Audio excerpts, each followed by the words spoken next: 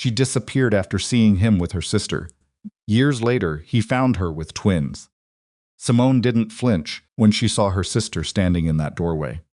She didn't gasp, didn't scramble for a sheet, didn't even have the decency to look ashamed. She simply turned her head, met Amara's eyes across the dark bedroom, and smiled. Not a nervous smile, not an accidental one. A slow, deliberate smile that said, "I wanted you to see this. I've been waiting for you to see this." That smile was the moment everything ended. Amara Langston had survived a lot of things in her 31 years.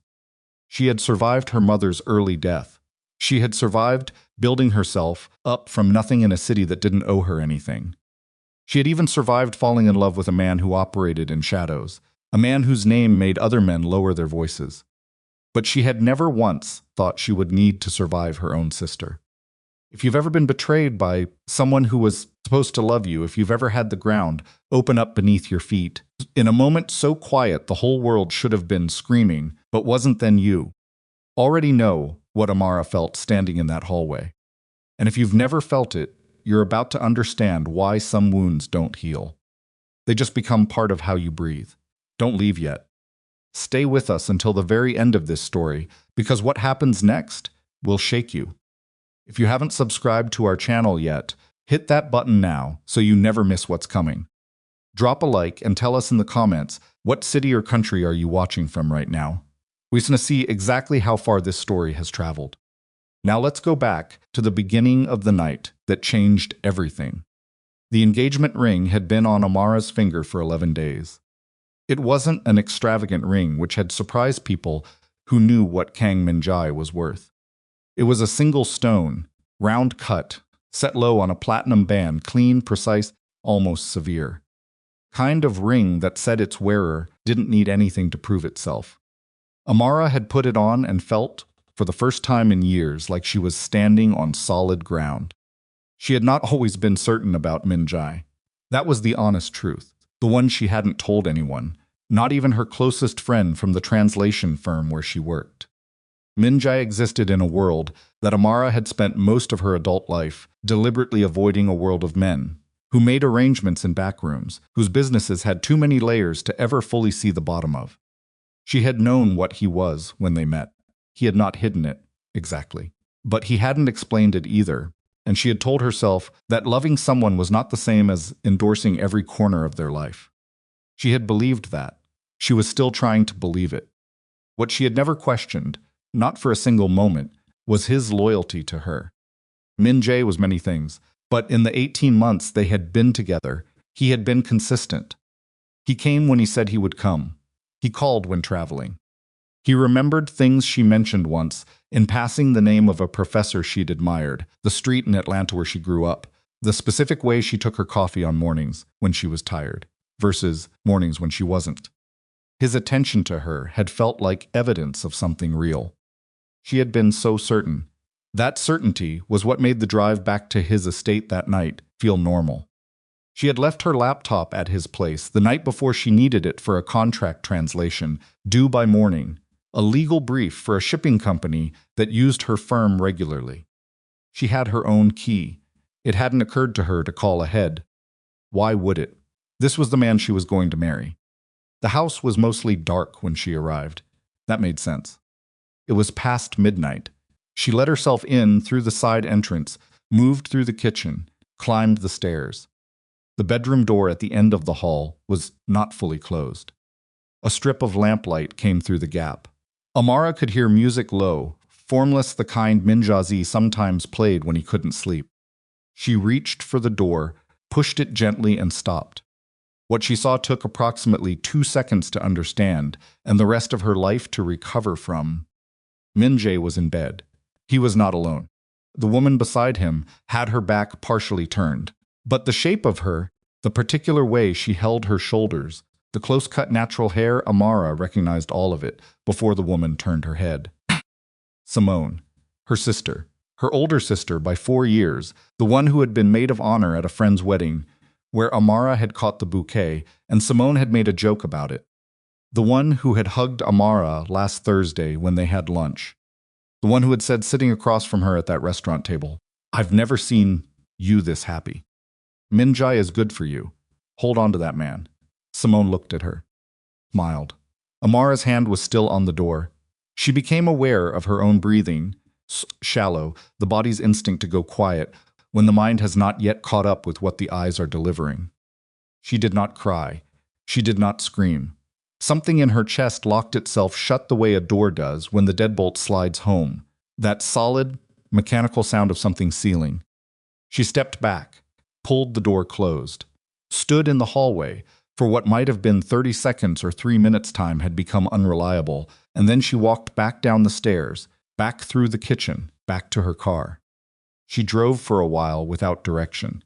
Eventually she parked on a side street and sat in the dark and let the locked thing in her chest do whatever it needed to do.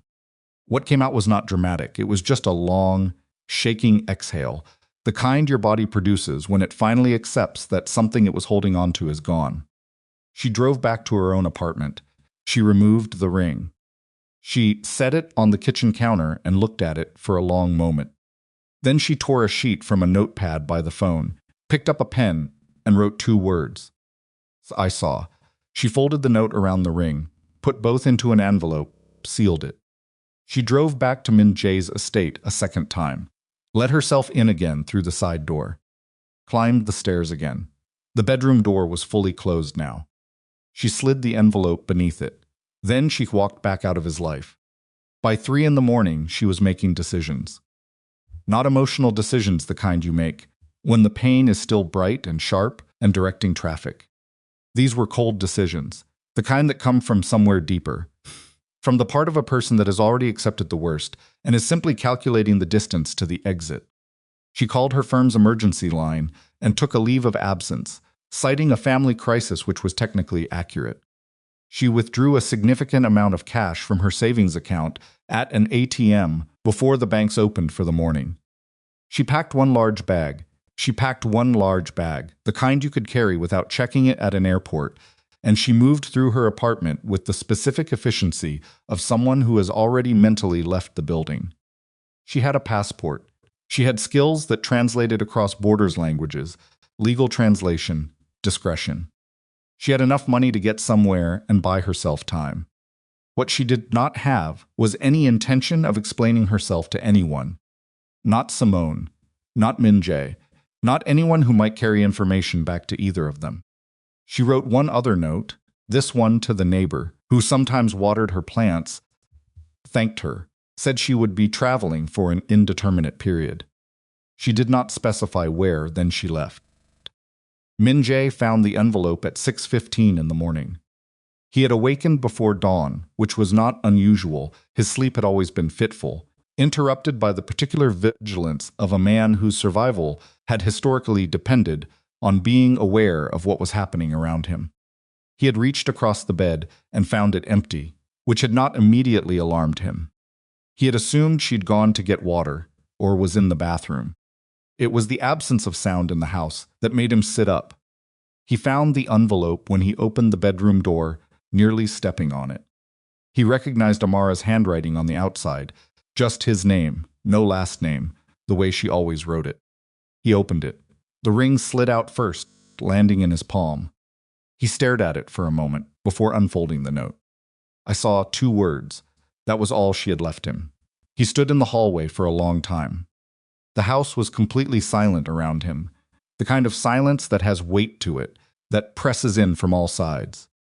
Then he moved, fast, with the controlled urgency of a man who has learned that speed in a crisis is the difference between recoverable and permanent.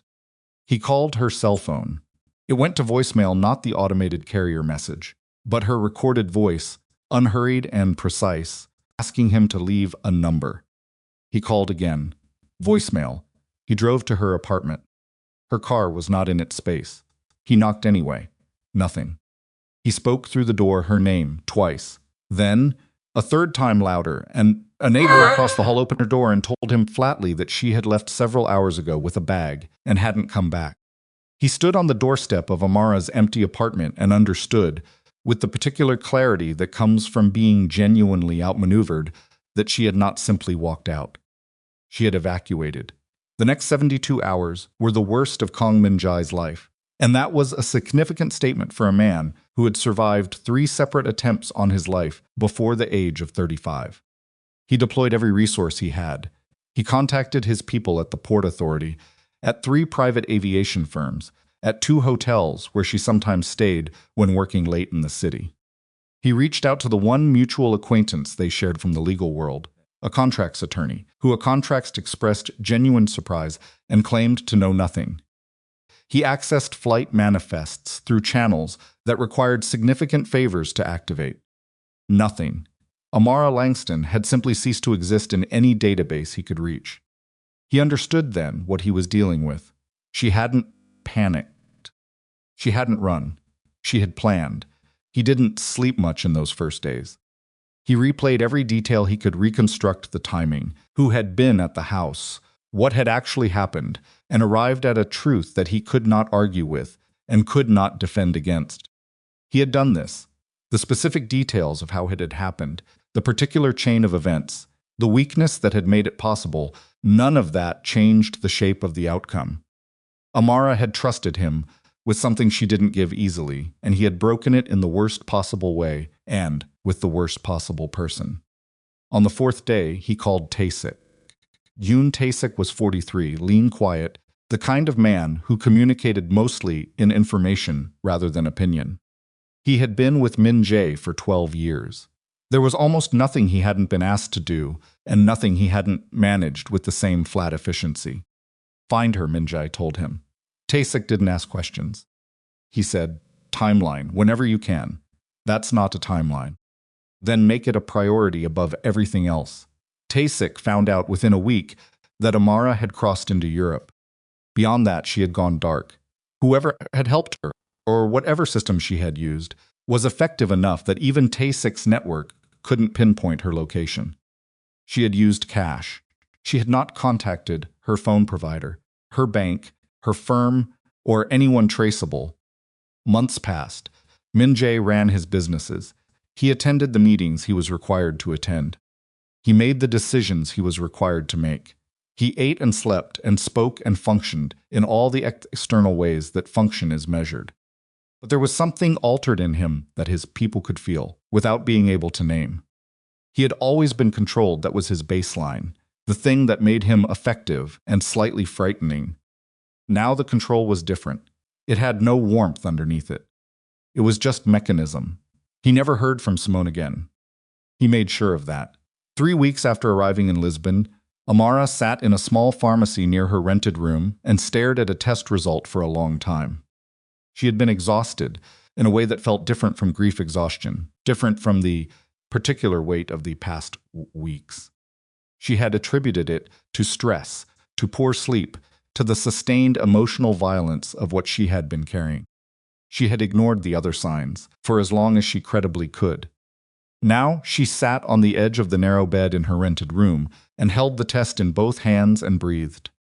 She thought about calling him. She thought about it seriously, for maybe 20 minutes, turning the possibility over from every angle. She imagined the conversation, what she would say, what he would say, how it would proceed from there. She imagined returning. She imagined what returning would cost her. And then she thought about Simone's face. Not the guilt, not the shock, there had been neither. Just that smile. That patient, satisfied smile that said this had not been an accident, that it had been something Simone had wanted and worked toward, and that the grief it would cause Amara had been not just an acceptable outcome, but possibly the whole point. She set the test down on the bedside table. She made herself dinner bread, olive oil, whatever she had, and she sat by the narrow window and watched the street below and made a different kind of decision than the one she had made 3 weeks ago. Those had been decisions about survival. This one was about the shape of the life she intended to build. Her child would not grow up inside the world that had produced that bedroom, that betrayal, that smile. She would not allow it. The twins arrived early, at 34 weeks, in a small hospital that smelled of antiseptic and old floors, and the particular exhaustion of a place that worked too hard. Amara had not anticipated the ferocity of what she felt when they placed the first one in her arms, wet and red, and already furious about being in the world, his face scrunched with the effort of his own first breath.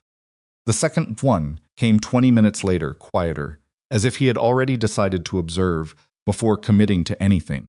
She named the loud one Elias. She named the quiet one Micah. She lay in that hospital bed with a child in each arm and thought about nothing else, for the first time in months, except the weight and heat of them, the specific miracle of their breathing. Then she healed. Then she planned. Then she disappeared again. She chose Cascais because it was close enough to Lisbon that she could access the city for translation work without the commute destroying her. She chose it because it was small enough that strangers were visible, which meant danger was visible. She chose it because the ocean was there, and she had always steadied herself around large bodies of water, and she and her sons needed steadying. She trawled materials. She built a life from its raw clients through the firm's international network, using her skills and a carefully maintained professional identity. She found a woman from the neighborhood, a grandmother named Dona Clara, who watched the boys on days when Amara's work required her full attention. She found a routine. She did not find peace, exactly. But she found something close enough to it that she could function inside it, and for a woman rebuilding everything from a single bag and 2 premature infants, function was its own kind of victory. Elias grew into a child who asked questions before accepting anything. He was 4 and already looking at the world with a slight measuring squint, as if he was waiting to see whether it would prove itself reliable. Micah watched everything. He stored things away. He would reference a detail from weeks ago, as though he had been quietly assembling a complete picture the whole time. They were both of them, exhausting and extraordinary. Amara looked at them every day and knew she had made the right choice. She also knew, on the harder nights, the ones when the boys were finally asleep, and the apartment was quiet, and the city outside was doing its gentle nighttime things, that right choices don't make the pain of them disappear. They just give it a reason. She had not stopped loving Min-jae. She had simply decided that some loves are less important than some lives. Hers and theirs.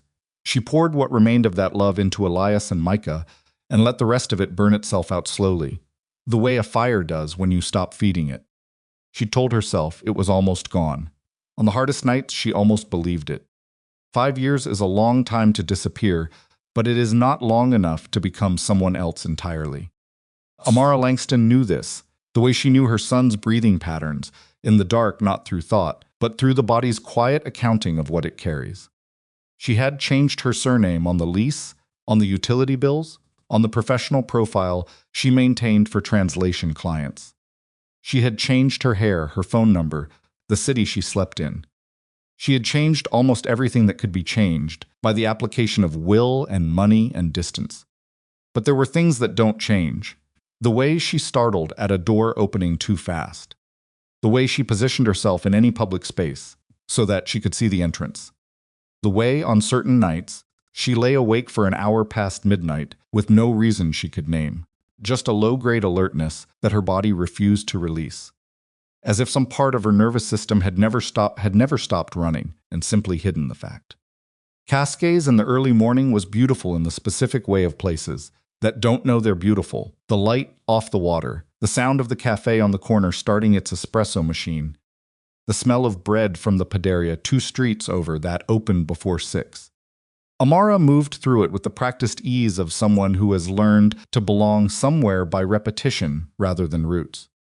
She walked Elias and Micah to school at 7:50 every morning. This was non-negotiable, regardless of whether she had a deadline or a headache or the residue of a bad night clinging to her like damp cloth. The walk was 12 minutes. She knew every face on that route the way sentries know a perimeter. It was on a Tuesday in March that she first noticed the car. A gray sedan, parked on the far side of the street outside the school gate. She wouldn't have paid it particular attention the street had parking. People used it, except that she had seen the same car, same position, the previous Thursday. She had a good memory for vehicles. Translation work had sharpened her attention to pattern and repetition. Language is largely the detection of what doesn't fit. Screen mitzen the zupsening. She watched from the corner of her eye while Micah told her something complicated about a disagreement with a classmate, and Elias walked slightly ahead, with his backpack straps pulled tight and his hands in his jacket pockets, already practicing the particular contained posture of someone who had decided not to need much from the world. Kissed them both at the gate. Micah wrapped both arms around her waist. Elias offered his cheek, then reconsidered and hugged her briefly, as if the impulse had overridden the decision before he could revise it. She walked back the way she had come. The gray car did not follow her, but it also did not leave.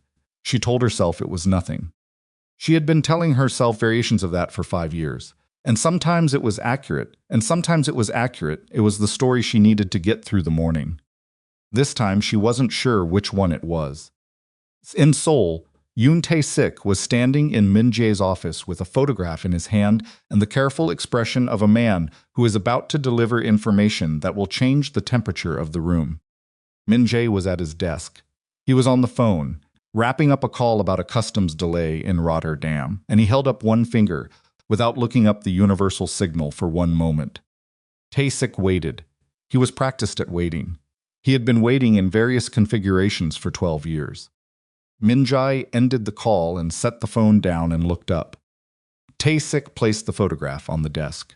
It was a facial recognition match, the kind assembled from surveillance footage aggregated across multiple commercial systems, the kind of search that required the specific resources Min-jae had spent 5 years maintaining precisely because he had never stopped looking.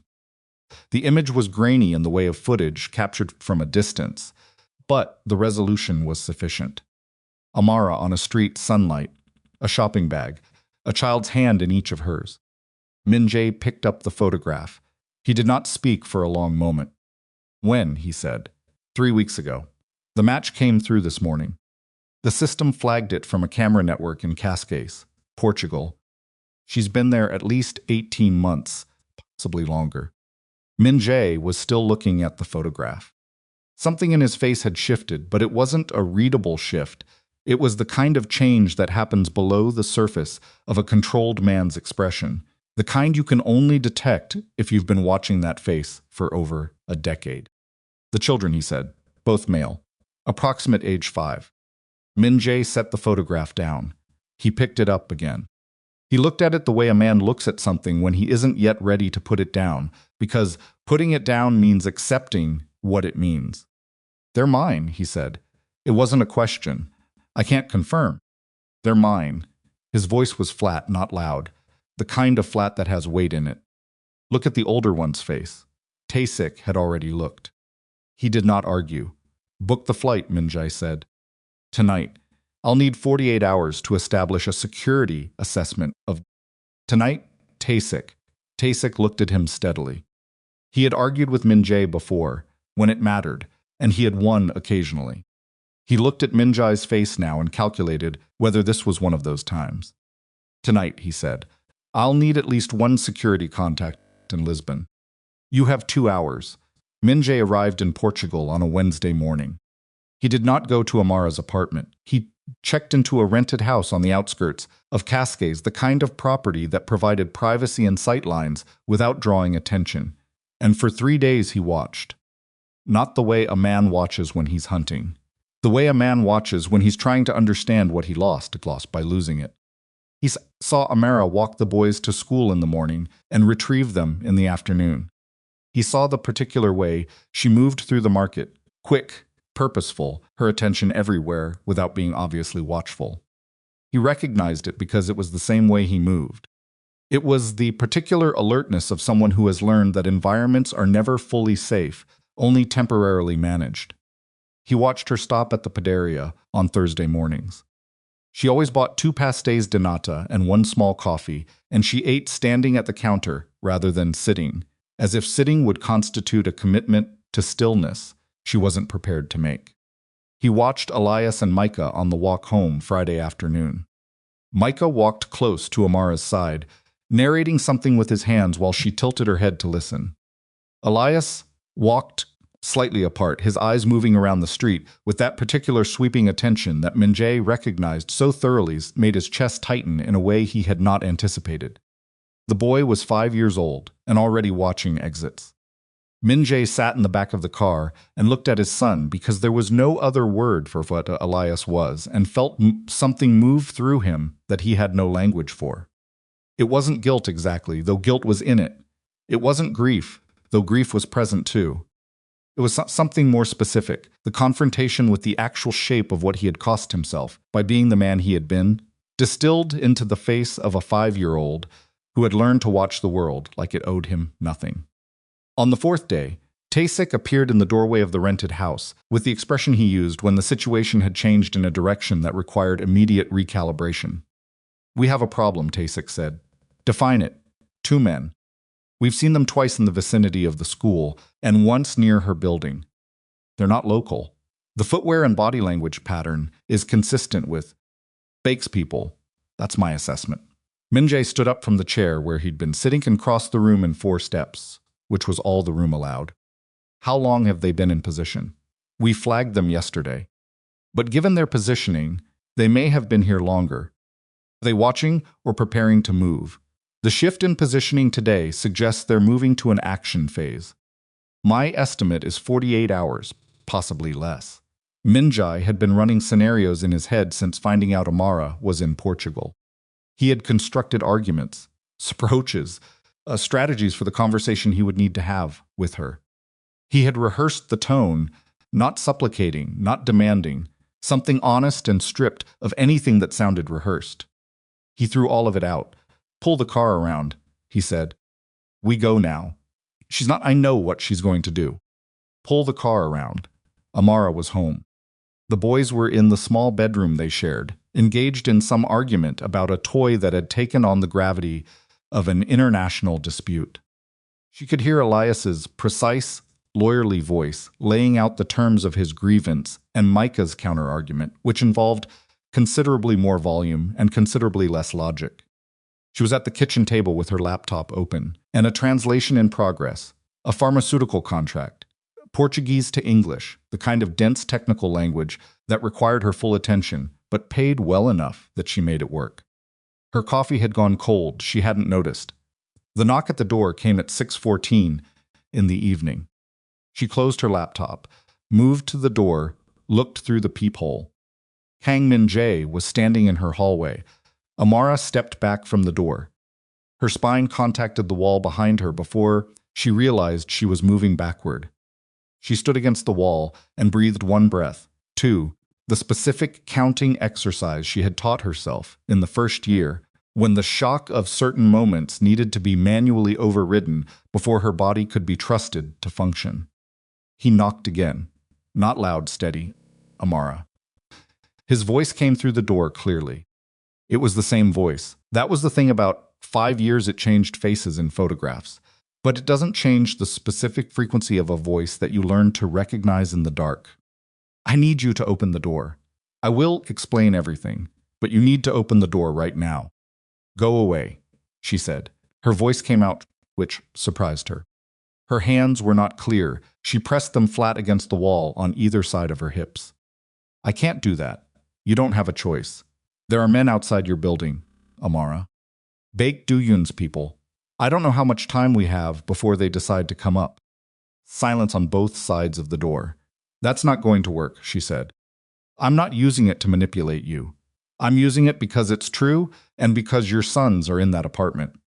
The mention of the boys, their existence, from his mouth did something complicated to the air in the room.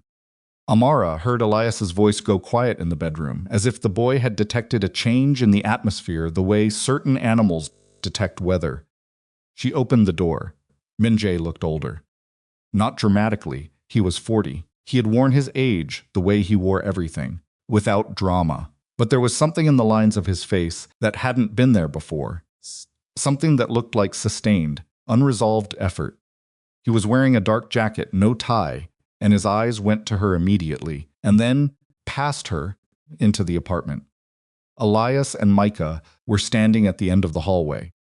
Micah was looking at Min-jae with open, undisguised fascination, the way 5-year-olds look at things before they learn to be careful about showing interest. Elias was looking at him with something more measured. The boy's dark eyes moved over Min-jae the way Amara's did over unfamiliar spaces. Slow, deliberate. Taking inventory, Min-jae went very still.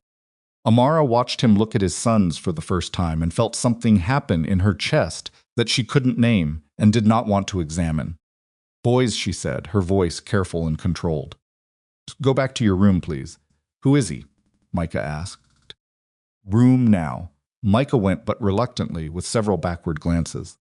Elias went too, but he kept his eyes on Min-jae until the last possible moment, even as he rounded the corner. Amara stepped back to let Min-jae inside. She closed the door and put the chain on it. "Talk," she said. He talked. She didn't interrupt. Baek Do-hyun, the name, meant something to her. She had heard it in the peripheral conversations of Min-jae's world before she'd left it. Expanded his operation into Europe in the past 2 years. Somewhere in that expansion, a low-level intelligence operation had cross-referenced Min-jae's known associations and flagged a search that had been running for 5 years. The flag had pointed here. "They don't want me," Amara said when he stopped. "They want leverage over me. You are leverage." He paused. Something in his jaw tightened. "The boys are additional leverage." "My sons are not leverage," she said. Her voice was completely level. The kind of level that happens when everything underneath it is too hot to let surface. "I know that. My sons don't know you exist. I know that, too. And you think coming here fixes something? I think standing outside your door while 2 men who work for an organization that has killed people. I know prepare to come upstairs would not have fixed anything. No." He met her eyes directly. "I'm not here because I thought this would be easy. I'm here because there was no other option I was willing to take." Amara crossed her arms. The gesture was familiar to her. It was the one her body defaulted to when she was trying to keep everything inside the perimeter of her own skin. "How did you find me?" she said. Facial recognition. "Took 5 years. You've been looking for 5 years." "Yes." The word was simple and direct, and she hated it because it didn't give her anything to argue with. "You don't get credit for that," she said. "I'm not asking for credit." "You don't get sympathy either, Amara." He said her name the way he always had, without ornament, without inflation. Just the name, used like it meant something specific. "I'm not here to make a case for myself. I'm here because the alternative was leaving you here with my sons and men outside your building who will not be gentle when they come through that door." She looked at him. He looked back. Neither of them moved. From the hallway came the sound of small footsteps, and then Elias appeared at the edge of the kitchen doorway. "Mama," Elias said, looking not at Amara but at Min-jae. "He has the same eyes as me and Micah." The observation was delivered in the flat, factual tone of a child, reporting a weather condition. Amara opened her mouth and closed it again. Min-jae crouched down slowly, bringing himself to eye level with the boy. He did not move closer. He held his position at that distance and looked at Elias and said nothing for a moment. "You're right," Min-jae said. "We do." "Why?" Elias said. "Elias," Amara said. "Room, please." Elias looked at his mother. Then back at Min-jae. Then he turned and walked back down the hallway, and his footsteps were slow and deliberate, the footsteps of someone who is leaving under protest and intends to be known about it. The apartment was quiet. Min-jae straightened back to his full height. Amara was looking at the place in the hallway where Elias had been standing. "How long do we have?" she said. Her voice had changed slightly. Not soft or flatter. The flatness of someone who has made a calculation and is not happy with the result. "Tae-6 outside. He'll signal when the men move. And if they move tonight, then we move first." She looked at him. "Where I have a property outside Sintra. Secured, staffed. We can be there in 40 minutes. We," she said. "You don't get to say we, I know." He held her gaze. "But your sons are my sons, and I will not stand outside while someone uses them to get to me. You can hate me for every reason you have. That one I won't apologize for." The silence between them was a specific kind of silence, the kind that happens when 2 people are inhabiting the same argument from opposite sides of a wall, and both of them know the wall is real, but neither of them can see the door. Tae-6's message arrived on Min-jae's phone. He looked at it. He looked at Amara. "They're moving," he said. Amara turned. She walked to the boys' room. Min-jae heard her voice low, calm, the specific register she's used when she needed them to follow instructions without asking questions. Coats, she said. Both of you now. Micah said something in response, curious and immediate. Elias said nothing. 30 seconds later, both boys emerged in their jackets, Micah still holding the toy that had been the subject of the earlier dispute. Elias with his backpack, because Elias, apparently, was the kind of 5-year-old who understood that you keep important things close when you don't know what is happening. He looked up at Min-jae. Are you taking us somewhere? Elias said. Min-jae looked at the boy, his son, and said yes. Are we coming back? Min-jae looked at Amara. Amara was looking at the door. I don't know yet, she said. She reached down and took Micah's free hand. Then, after a moment, Elias moved and took her other hand, the one that wasn't extended, gripping her wrist instead because both her hands were full and he had figured out the logistics without being told. Min-jae opened the apartment door. The hallway was empty. They moved. The drive to Sintra took 53 minutes because Taesik took a route designed to confirm they were not being followed, which added time but also added the specific assurance of knowing what was behind them. The boys sat in the back seat on either side of Amara. Micah fell asleep 12 minutes in, the particular gift of young children who can find rest inside chaos. Elias stayed awake the entire time, sitting straight, looking out the window.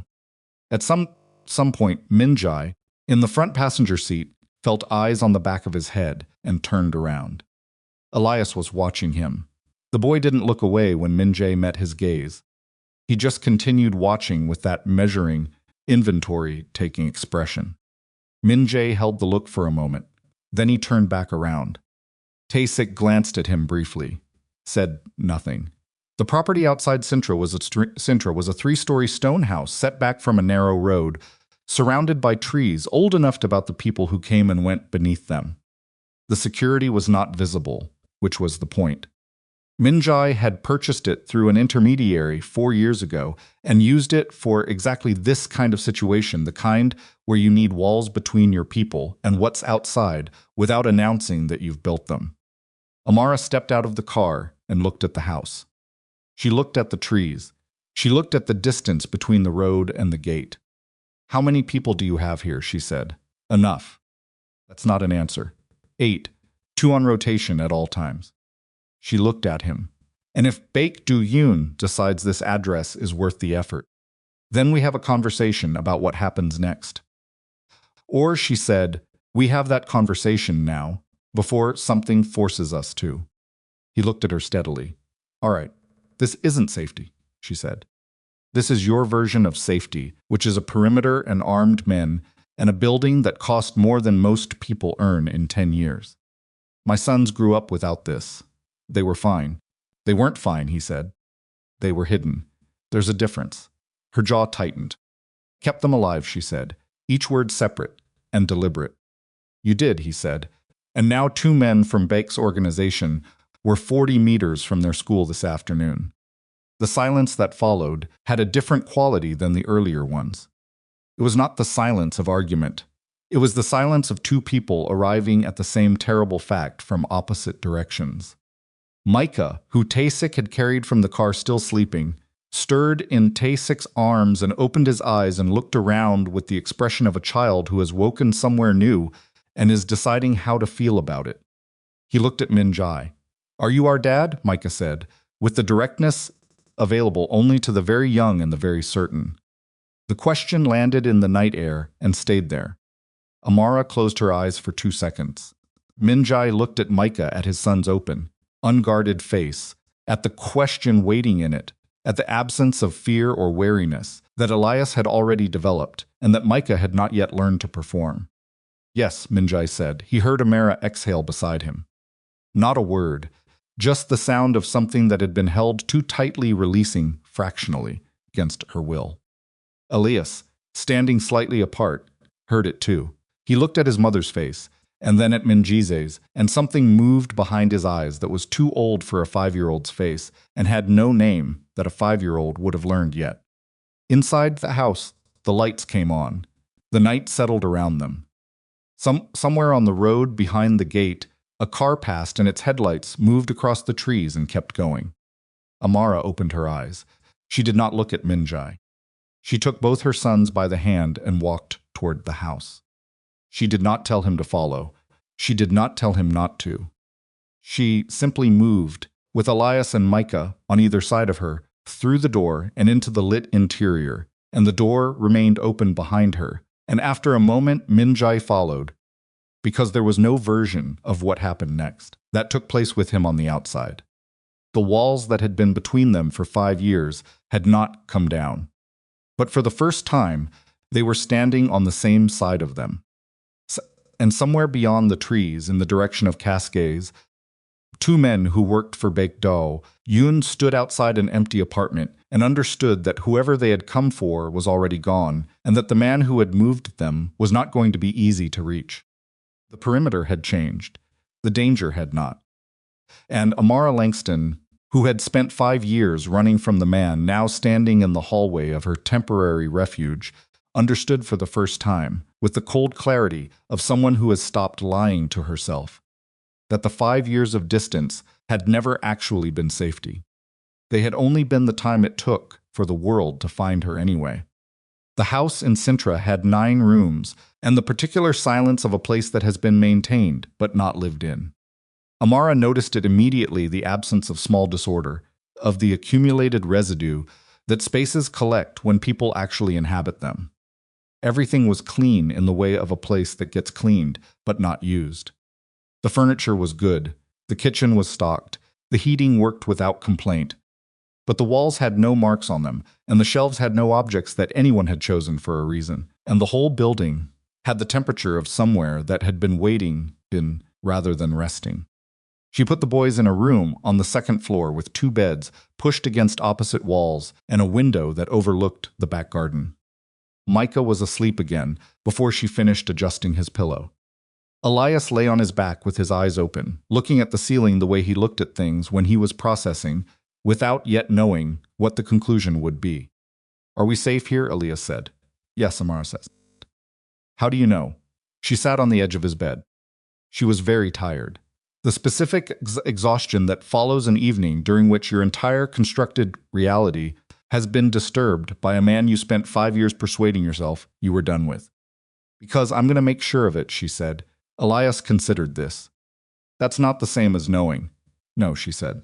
"It's not." He looked at her for a moment. Then he turned onto his side, facing the wall, which was his version of accepting an answer that wasn't complete but was honest enough to work with. She turned off the lamp and sat in the dark for a few minutes, listening to them breathe. Min-jae was in the kitchen when she came back downstairs. He had made tea not from any instinct toward domesticity, she suspected, but because his hands had needed something to do while the rest of him waited. He was standing at the counter with his back to the door and a cup in both hands, looking at a spot on the wall with the specific blankness of a man running internal calculations that require full attention. He heard her. "They're asleep?" he said. "Micah is. Elias is working on it." He set the cup down. He gestured toward the 2nd cup on the counter, an offering, not a demand. She crossed the room and picked it up. They stood on opposite sides of the kitchen. The distance between them was approximately 6 feet. It felt considerably more specific than that. Tae-sik confirmed. "They went into the apartment," Min-jae said. 2 men. They were inside for maybe 8 minutes. When they came out, they made 2 phone calls. "Reporting," Amara said. "Yes." "To Baekdo Hyun. To someone in his organization. We're working on tracing where the calls landed." He paused. "They know we were there. They know we left in a hurry. That tells them someone warned us, which tells them I'm already in the picture. Which changes their calculation," she said. "Yes. Taking you without my knowledge was leverage. Taking you knowing I'm watching is a provocation." He met her eyes. "They'll move differently now. More carefully, or more aggressively. I won't know which for another day or 2. Amara wrapped both hands around the cup. The warmth was practical, not comforting. She used it the way she used most things at this hour to give her body something but to do, while her mind processed the information being laid in front of it. "Tell me about Baekdo Hyun," she said. He runs an organization that operates primarily out of Busens with significant interests in the Netherlands and southern Spain. He and I have been in conflict over a shipping route for approximately 3 years. Commercial conflict that escalated into something less commercial. How much less? Min-jae's jaw moved slightly. 2 of my people are dead because of decisions he made. He lost 4 because of decisions I made. The route itself is almost irrelevant at this point. It became about principle, she said. It became about who blinks first. He said it without pride, which surprised her slightly. As if he was reporting a fact about a situation rather than defending his position in it. And your sons, Amara said, and put particular weight on the possessive, are now variables in that calculation. Yes. Because you spent 5 years looking for me, which means Bake's intelligence people eventually noticed the search. Something shifted in Min-jae's face. Possibly. Not possibly. Her voice stayed level. That's the sequence. You looked for me for 5 years. That search existed in records somewhere, in the systems your people accessed. And Bake's operation eventually read the same records and followed the same trail. Min-jae did not deny it, which means Amara said that my sons are in this position partly because of me. And partly because of you looking for me. The kitchen was very quiet. I should have been more careful about how the search was run, he said. Tae-sik flagged the exposure risk 18 months ago. I made the decision to continue. Why? He looked at her. Because I wasn't willing to stop. She didn't say anything to that. She couldn't, not immediately, because the answer was too direct, and she had spent 5 years preparing responses to things he might say, and none of them had accounted for that particular kind of honesty. She put the cup down. I'm going to sleep. We'll talk tomorrow. Amara, she stopped at the door. I know you have conditions, he said. For whatever happens next. Whatever arrangement you're willing to consider. I'll agree to them. You don't know what they are yet. No, but I'll agree to them. She stood in the doorway and looked at him. He was leaning against the counter with his hands at his sides, and his expression was open in the specific way of a man who has stopped managing how he appears because he's too tired to maintain it. She had not seen that expression on him before. He had always been controlled, even in private. Especially in private. She didn't know what to do with what she was seeing. Good night, Min-jae, she said. Good night. She went upstairs and lay down in the dark in a room she didn't know the cold, and stared at the ceiling and did not sleep for a long time. The morning arrived gray and wet, which suited the mood of everyone in the house who was old enough to have one. Micah was cheerful. Micah was constitutionally cheerful in a way that Amara sometimes marveled at and sometimes found exhausting, because it required her to carefully manage how much of the world's actual weight she let into his immediate environment. He came downstairs at 7 and immediately began investigating the kitchen with the thoroughness of a health inspector, opening cabinet doors and reporting their contents. There's rice, he announced. That's useful, Tae-sik said from the table, where he was on his second coffee and his 4th page of whatever he was reading on his phone. Micah looked at him with the evaluating expression of someone deciding whether to pursue further conversation. Do you work for my dad? I work with your dad, Tae-sik said. The correction precise and without heat. There's a difference. What's the difference? A man who works for someone does what he's told. A man who works with someone tells him when he's wrong. Micah considered this. Do you tell him when he's wrong a lot? Frequently, Tae-sik said, and went back to his phone. Elias appeared in the kitchen doorway. He had dressed himself, which he always did. He had decided at some point during his 4th year of life that requiring assistance was a form of vulnerability he wasn't prepared to accept. He stood and looked at the room and at Tae-sik, and at his brother, and at the rain against the window, cataloging. Where's Mama? He said. I'm here. Amara came down the hallway behind him, pulling her hair back. She had slept maybe 3 hours. She had used the rest of the time productively, which was her particular form of anxiety management. When she couldn't rest, she planned. Where is he? Elias said, meaning Min-jae without using any name for him, which was its own statement. He had an early call, Tae-sik said. He'll be back. Elias absorbed this without visible reaction. He went to the table, sat across from Tae-sik, and said, What are you reading? Reports. About what? Tasik looked at the boy over his phone. A brief assessment. About the people we need to keep away from your family. Elias looked at him steadily. Are there a lot of them? Fewer than there were yesterday. This seemed to satisfy Elias in the specific way that direct and accurate information satisfied him regardless of whether the information was reassuring. Min-jae came back at 9:30 with Taesik's second operative and a look on his face that he was controlling, which meant the call had not gone well. Amara was at the kitchen table with her laptop open, picking up a translation project she had not been able to touch in 2 days. She looked up when he came in. Sit, she said. He sat. The boys are in the garden, she said, with your man.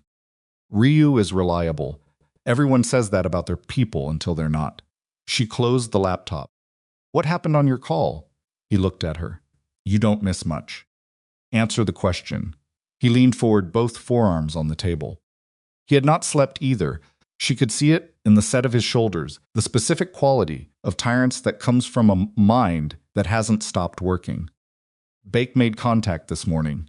Direct contact?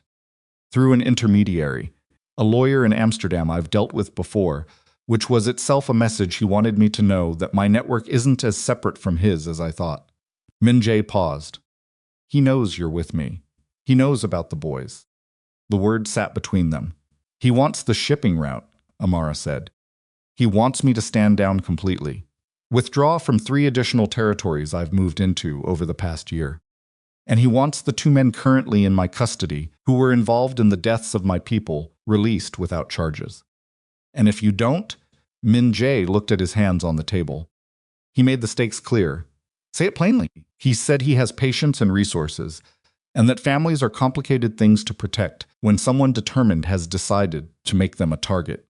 The silence that followed was a specific kind of silence. Amara had learned, over the past 24 hours, to distinguish between Min-jae's silences, the ones that were calculation, the ones that were control, the ones that were something rarer and more unguarded. This one was the latter. You're not going to give him what he wants, she said. Can't. If I stand down on those terms, I lose. I know what you lose. I'm not asking you to stand down. She looked at him directly. I'm telling you what I already know. You're not going to. Which means this doesn't end because he made a phone call. No, he said. It doesn't. How long do we have before he decides the message wasn't received? Taesik thinks 72 hours. Maybe less, and your plan. I have people moving on his network in the Netherlands now. The Amsterdam connection was useful. It told me more about his infrastructure than he intended.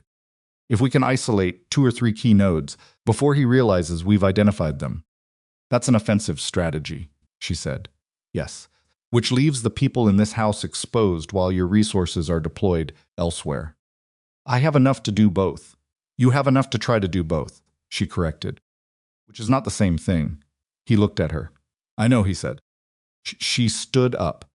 She walked to the window and looked out the garden, where she could see Micah running in some pattern, known only to him, while Elias stood near the far wall, examining something on the ground, a plant, a stone, whatever had captured his attention. The operative Ryu stood near the door, alert, giving them space without disappearing. I need to know something, she said, without turning from the window. Ask it the night I left. What actually happened? Kitchen went very quiet. Amara. I want to know the sequence. Not an apology. Not an explanation about the state of things between us at the time. The sequence, she turned. Because I spent 5 years with one image in my head, and I made every decision in those 5 years based on that image. And I am now in this house making decisions again, and I need to know whether the thing I thought I understood is the thing that actually happened. Min-jae held her gaze. He did not look away, which she registered. It was one night, he said. We had argued the week before. You remember? I remember. I told myself it was nothing, that it was separate. He paused. It wasn't separate. I knew it wasn't separate.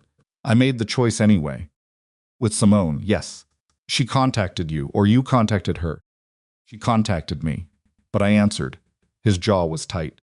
That's the line I could have held and didn't. Everything after that is consequence. Amara breathed in slowly. Did you know what she was doing? That she wanted me to find out? Something crossed his face. Not at the time, but later. Yes, when I had time to think about the sequence of events. Timing of it. The fact that she knew you sometimes came back to the house unannounced because you'd mentioned it to her. He paused. She knew what she was doing. She always knew what she was doing, Amara said. Her voice was remarkably steady. That's who Simone is. She calculates. I know that now. You handed her the instrument and she used it. Yes. She looked at him for a long moment. That doesn't make it your fault less, she said. It makes it yours differently. I understand that. Good. She turned back to the window. Now tell me the actual security plan. Not the outline, the specifics. And he did. Call from Tae-sik came at 2 in the afternoon, while Min-jae was in the small study off the main hall, and Amara was with the boys in the upstairs sitting room. Halfway through a story she'd been telling them in the particular way she had, when she needed their attention, without arousing their alarm voice steady, cadence normal, content carefully designed to give them something to think about other than the weight of the day. She heard Min-jae's voice from downstairs. She couldn't make out the words, only the register. The particular change in tone that happens when controlled men receive information that disrupts their calculations. She finished the story. She kissed both boys and told them to stay in the room. Elias said, something happened. Stay in the room, Elias. You're using your emergency voice, he said. She stopped at the door and looked at her son. 5 years old. He had identified her emergency voice. He had a name for it. Yes, she said, I am. Stay here with Micah. She went downstairs. Min-jae was still on the phone when she reached the study doorway. He looked up at her, and something in his face told her, before he said a word, that whatever had arrived was not recoverable through the plan they had spent the morning building. He ended the call. Tell me, she said. One of my men in Amsterdam, he said. A senior operative who has been with me for 7 years. He was taken 4 hours ago. By Bake's people. Yes. But that's not, he stopped. He pressed one hand flat against the desk, steadied himself. Tae-sik was running the network isolation I described. He identified the key nodes, started moving against them. The operation should have taken 48 hours. 3 of our targets were neutralized within the first 6. He looked up. The 4th target had already been moved, along with everything connected to him. Amara processed this. Someone warned him. Yes. Someone inside your operation. Yes. The study felt smaller than it had. How many people knew about the Amsterdam operation? She said. 8. Tae-sik, 3 senior operatives, 3 field men, and 1 communications liaison. Tae-sik. Not Tae-sik, his voice was flat and certain. I would trust that man with anything I possess. I already have. Then 7 other people, yes. Have you told Tae-sik? He's already running it. That's what the call was. He paused. The man taken in Amsterdam, his name is Park Sung-jin. He's been with me since I was 32. He helped me build the European side of the operation from nothing. If Bake has him, he knows the full structure, Amara said. He knows enough to destroy it. She stood in the doorway and looked at Min-jae behind the desk and understood, with the specific clarity that comes from being outside a structure long enough to see it whole, that the situation had just changed its shape entirely. The informant used the Amsterdam operation to warn Bake, she said. Which means they know we're in Portugal. Yes. Which means the security of this house is contingent on how quickly Bake decides to act on that information. Yes. How quickly? Tae-sik thinks we have hours, not days. She breathed through the impact of that options. Move again. Closer to the city, I have a contact in Lisbon who can provide a secondary location with a different security profile. Or we move the boys out of Portugal entirely. I can have a plane ready and... Which do you recommend? He looked at her. The question had surprised him slightly. She could see it.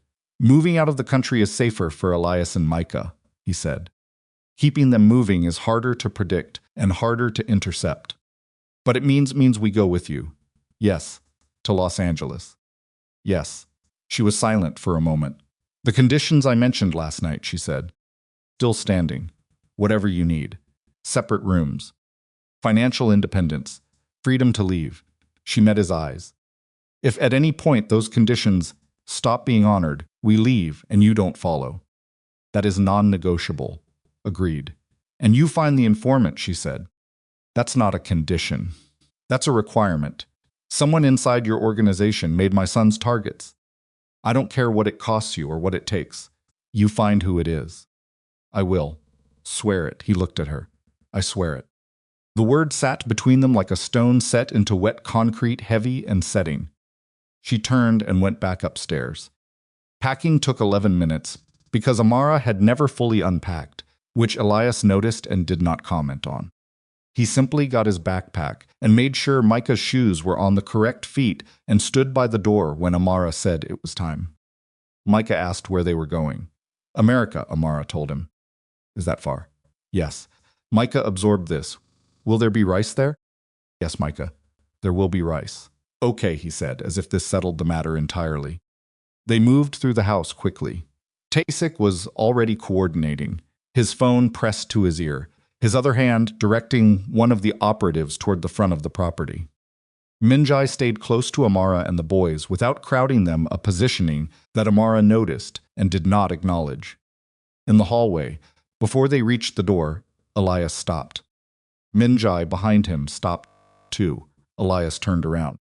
He looked up at Min-jae with those dark eyes that were Min-jae's eyes in miniature, and he said, "You're going to keep following us wherever we go, aren't you?" Min-jae crouched down. Eye level. Yes, he said, because of the bad men. Partly. Elias considered this. What's the other part? Min-jae held the boy's gaze for a full 3 seconds before he answered. Because you're mine, he said. You and your brother. I lost 5 years. Not losing more. Elias stared at him. Something moved through the boy's face, not softness. Not immediately. Elias didn't move to softness easily. But something shifted in the set of his jaw, some small recalculation. He turned back around and walked toward the door. He did not say anything else. But he also didn't tell Min-jae not to follow. It was the smallest possible opening. They all knew it. The drive to Lisbon took an hour and 14 minutes. Private terminal was quiet at that hour. The plane was ready. It was while they were crossing the tarmac, Micah on Taesik's back as his legs had given out somewhere between the car and the plane, and he had made his feelings about walking known in no uncertain terms, that Taesik received the confirmation he had been waiting for. He slowed. Min-jae slowed beside him. Taesik held the phone so Min-jae could read the message. The message contained a name. Min-jae's face didn't change in any way that someone unfamiliar with it would have registered. But Amara, 3 steps ahead, heard the quality of the silence that followed and stopped walking. She turned. She looked at Min-jae's face. What? She said. He looked at her. Then at Taesik. The informant, he said. Taesik has a name. Who? Min-jae pressed his lips together. The gesture was brief, a single moment of visible difficulty, which was all he permitted himself. His name is Park Dong-hyun, Min-jae said. He's been my communications liaison for 4 years. He is also Park Sung-jin's younger brother. The night air came in off the runway. I stood on the tarmac and understood the geometry of it. The man currently in Baek Do-hyun's custody in Amsterdam was the brother of the man who had been feeding Baek information from inside Min-jae's operation. Not a stranger turned. Not someone bought with money. Someone who had been placed or had positioned himself over the course of 4 years, precisely because his brother was valuable enough to Min-jae's operation that his own access would be taken for granted. How long, she said. We don't know yet. How long has he been feeding Baek information? We don't know. Then you don't know what Baek knows, she said. You don't know what routes are compromised, what contacts are burned, what addresses are already in his hands. No, Min-jae said. We don't.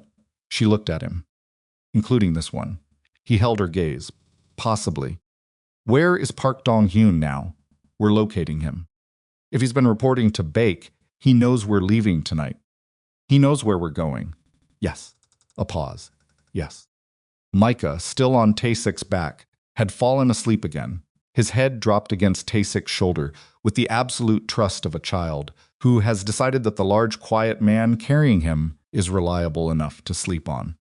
Elias was standing slightly apart, looking at his father's face with that measuring, inventory expression, reading the room the way he always read rooms. "Get on the plane," Min-jae said. "And then what?" she said. It was not a helpless question. It was a specific one. "Then I find out exactly how much of my operation is compromised. Then I find Dong-hyun. Then I deal with Baek directly, without the intermediary, and without the courtesy of the language I've been using so far." He paused. "And I keep you and the boys safe while I do it. You keep us safe," she said. "While your network is compromised from the inside, while Baek Do-yoon has your senior European operative in custody and is extracting whatever he knows, and while you're flying across the Atlantic to Los Angeles." She said it not accusingly but precisely, like a lawyer laying out a brief. "Yes," he said. "Exactly that." She looked at him for a long moment. "I need you to understand something," she said. "I'm getting on that plane because those men in that apartment last night were real, and the threat to my sons is real, and I am not so attached to the life I built in Portugal that I will let it put them in danger." Her voice was steady and low. "But I am not getting on that plane because I trust you. I'm getting on it because right now you are the least dangerous option available to my children. That is not the same thing. Do you understand the difference?" "Yes," he said. "Good." She turned and walked toward the steps. Elias watched his father for one more second. Then he followed his mother.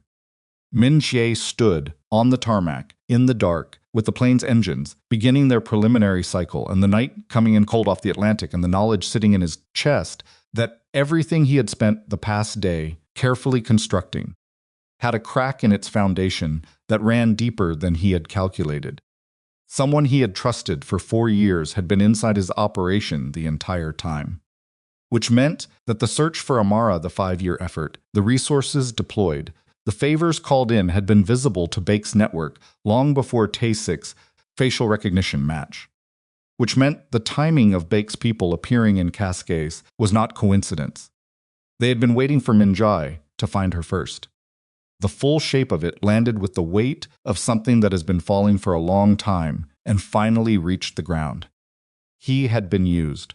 His love for Amara, his search for his sons, his 5 years of refusal to stop looking, all of it had been visible to Baek Do-hyun's intelligence people, tracked and watched and waited on. Because finding the woman Min-jae Kang could not stop searching for was the most efficient way to find the thing he could not afford to lose. He had led them directly to her. He walked to the plane with this knowledge sitting in him like a stone in still water, heavy and settled and cold. And he climbed the steps, and he sat across the aisle from Amara, and he did not tell her the rest of it yet, because the plane was lifting off the tarmac, and his sons were finally asleep. And some truths had to wait until there was room for them.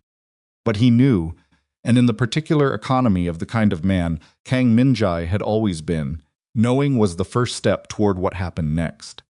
He had spent 5 years looking for the woman he had broken. He had found her, and in finding her, he had made her a target. Whatever happened in Los Angeles, whatever it cost him, whatever version of himself he had to become, it was no longer about the shipping routes, or the European territories, or the organization he had built over 15 years. It was about paying back a debt that had nothing to do with money. And Kang Min-jae, who had always been very good at collecting on what was owed to him, was about to discover what it felt like to be the one who owed everything. The plane landed at Van Nuys at 4:17 in the morning, Pacific time. Amara had not slept. She had spent the 11-hour flight in the particular suspended state that exists between exhaustion and alertness, where the body is too tired to maintain full vigilance, but the mind refuses to release its grip on the variables it is tracking. She sat with her legs folded beneath her in the wide seat, and watched the boys sleep across the aisle, and listened to the low conversation between Min-jae and Tae-sik at the back of the cabin, catching phrases, but not full sentences, which was probably intentional on their part, and which she accepted without comment because she was doing her own thinking and did not need theirs interfering with it. The estate was 40 minutes from the airfield. The drive happened in near silence.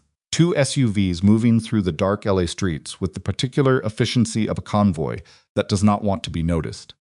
The boys slept through the transfer from plane to car, Micah with his head in Amara's lap, and Elias folded against the door with his backpack between his feet even in sleep.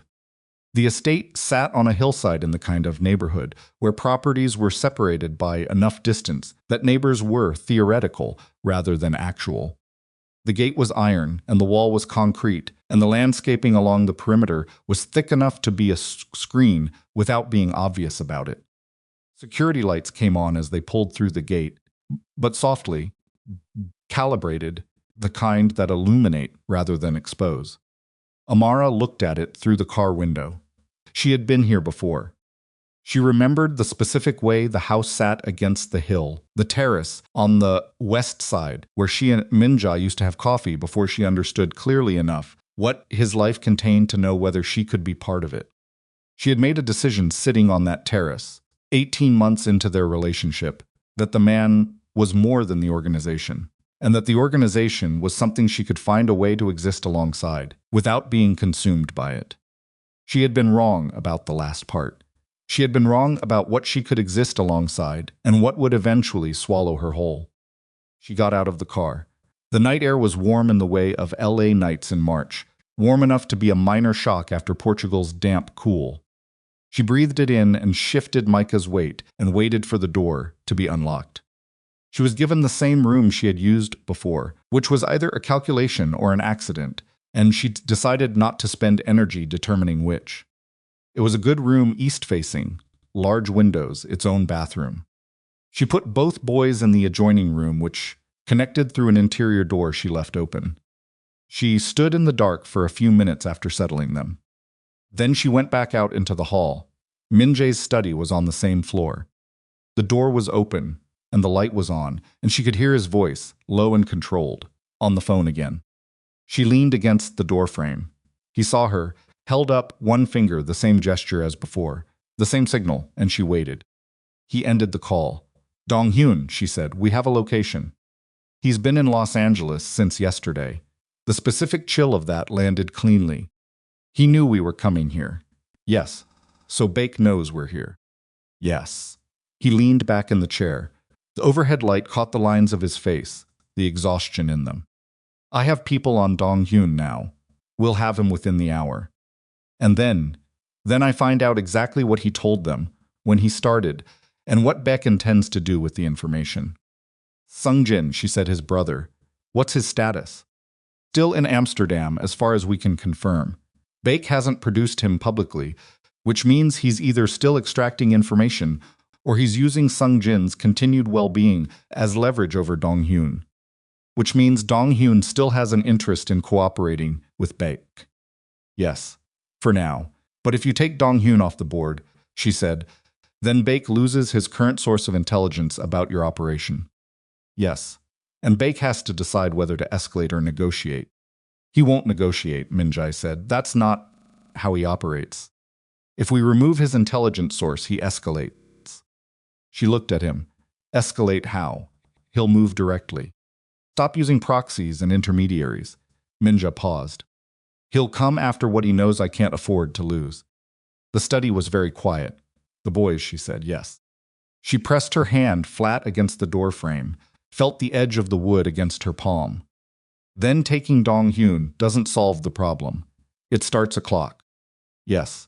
Approximately 48 to 72 hours before Bake moves his primary assets into position. So what do you actually do, she said. Not manage, actually end this. He met her eyes. I take Bake off the board entirely. Define entirely. His operation runs on 3 key people below him, his financial director, his primary logistics coordinator, and his head of intelligence. If I can get evidence of their activities into the right hands before Bake realizes what's happening, the organization collapses around him and he loses the infrastructure that makes him dangerous. He becomes one man with money instead of one man with an army. Evidence, she said. Legitimate? Legitimate enough that the agencies who receive it have grounds to act. I've been building the file for 8 months, and you couldn't use it before, because Using it prematurely would have told him exactly where my intelligence came from and burned the source. He paused. But that calculation changes if the choice becomes the file or something I can't replace. She understood the shape of it. She was not moved by it, not yet, but she understood it. You need more time, she said. 48 hours. To do what, specifically? To deliver the file to 3 separate agencies simultaneously and ensure that Baek Do-hyun is dealing with an international arrest inquiry before he has time to process that the threat to your family is being used as the mechanism to expose him. She looked at him for a long moment. You've been waiting to use this file. I've been building toward the right moment. And the right moment is when your sons are in the house. His jaw tightened. The right moment is when the alternative is losing everything. She pushed off the door frame. Get Dong-hyun. Find out what Baek knows. I want an update before morning. She turned. And Min-jae, if the boys are in danger, I don't wait for your timing. I move them myself. I know. Tell me you know what that means. It means I don't have the right to stop you. I know that. She looked at him one moment longer. Then she went back to her room. They brought Dong-hyun in at 2 in the afternoon. Amara didn't ask where they'd taken him or what the facility looked like. She asked only for the output of the conversation, which Tae-sik delivered in person, sitting across from her at the kitchen table, while Min-jae stood by the window with his back to the room in a posture that meant he had heard it already and was managing his reaction to it. Park Dong-hyun had been working for Baek Do-hyun for 2 years and 3 months. Not 4 years. Not since he joined Min-jae's operation. For 2 years and 3 months, which meant he had spent the first 20 months legitimately building trust and access, and then had been approached, or had approached Baek's people, and had made a calculation and crossed a line and then spent the following 2 years feeding information from the inside of an organization that had treated him as family. The first piece of information he had sold was the European route structure. The second was the search pattern for Amara. Tae-sik delivered this last part carefully. Who has learned to separate facts from their implications when delivering them to people who are close to the facts. He set the words down between them on the table, like objects that needed to be approached rather than grabbed. Amara looked at the table. He sold the search, she said. Yes. Specifically, the search parameters, the facial recognition systems being accessed, and as of 3 weeks ago, the match location. Tae-sik paused. He reported the Cascades match to Baek within 6 hours of Tae, within 6 hours of the internal confirmation. She registered that he had merely said Tae-sik and caught himself, which told her the information structure had required careful compartmentalization that had still failed because the compartments were not small enough. So Baek's people in Cascais, she said, were not independently searching. They were waiting at the location Dong-hyun provided. She breathed in slowly. They were never going to find me on their own. No, Tae-sik said. She looked at Min-jae's back. He didn't turn around. His shoulders were absolutely still, which was its own form of information. You brought them to me, she said. She said it to the room, not as an accusation, not yet, but as the statement of a fact that required sitting with before anything could be done with it. Yes, Min-jae said without turning. The word cost him something. She looked at her hands on the table. Her hands were steady. She noted this with a kind of distant observation, the part of her that monitored her own physical responses as a measure of where her actual state was versus where she appeared to be. Sung-jin, she said, still looking at her hands. Dong-hyun's brother. He's been recovered, Tae-sik said. Our people in Amsterdam moved when Dong-hyun gave us the location. He's alive? Yes. He didn't know about his brother. Baek's people used the threat of harm to Sung-jin as leverage over Dong-hyun. Sung-jin was being held as a control mechanism, not as a source. Baek is thorough, she said. Yes. She stood up from the table. She went to the window on the other side of the room from Min-jae, maintaining the distance between them. A sound like green wood splitting, and looked it out, was drawing something in a notebook he'd found in the study, and Elias was sitting in the grass, reading a book from the small collection she'd brought in the bag. The same book he'd been working through for 3 days, pausing regularly to look up and scan the perimeter in his quiet, habitual way. "What does Baek know about this house?" she said. Tae-sik answered. Dong-hyun knew the address. He would have reported it. She absorbed this without moving. "So he knows we're here," she said. "Yes." "How long until he acts on it?" Based on the timing of Dong-hyun's last reported contact, Baek received the address approximately 18 hours ago. "So the 48-hour estimate was wrong," she said. Min-jae finally turned from the window. The estimate was based on Dong-hyun being operational. He isn't anymore. Baek knows something went wrong, which accelerates his timeline. Yes, she turned from the window.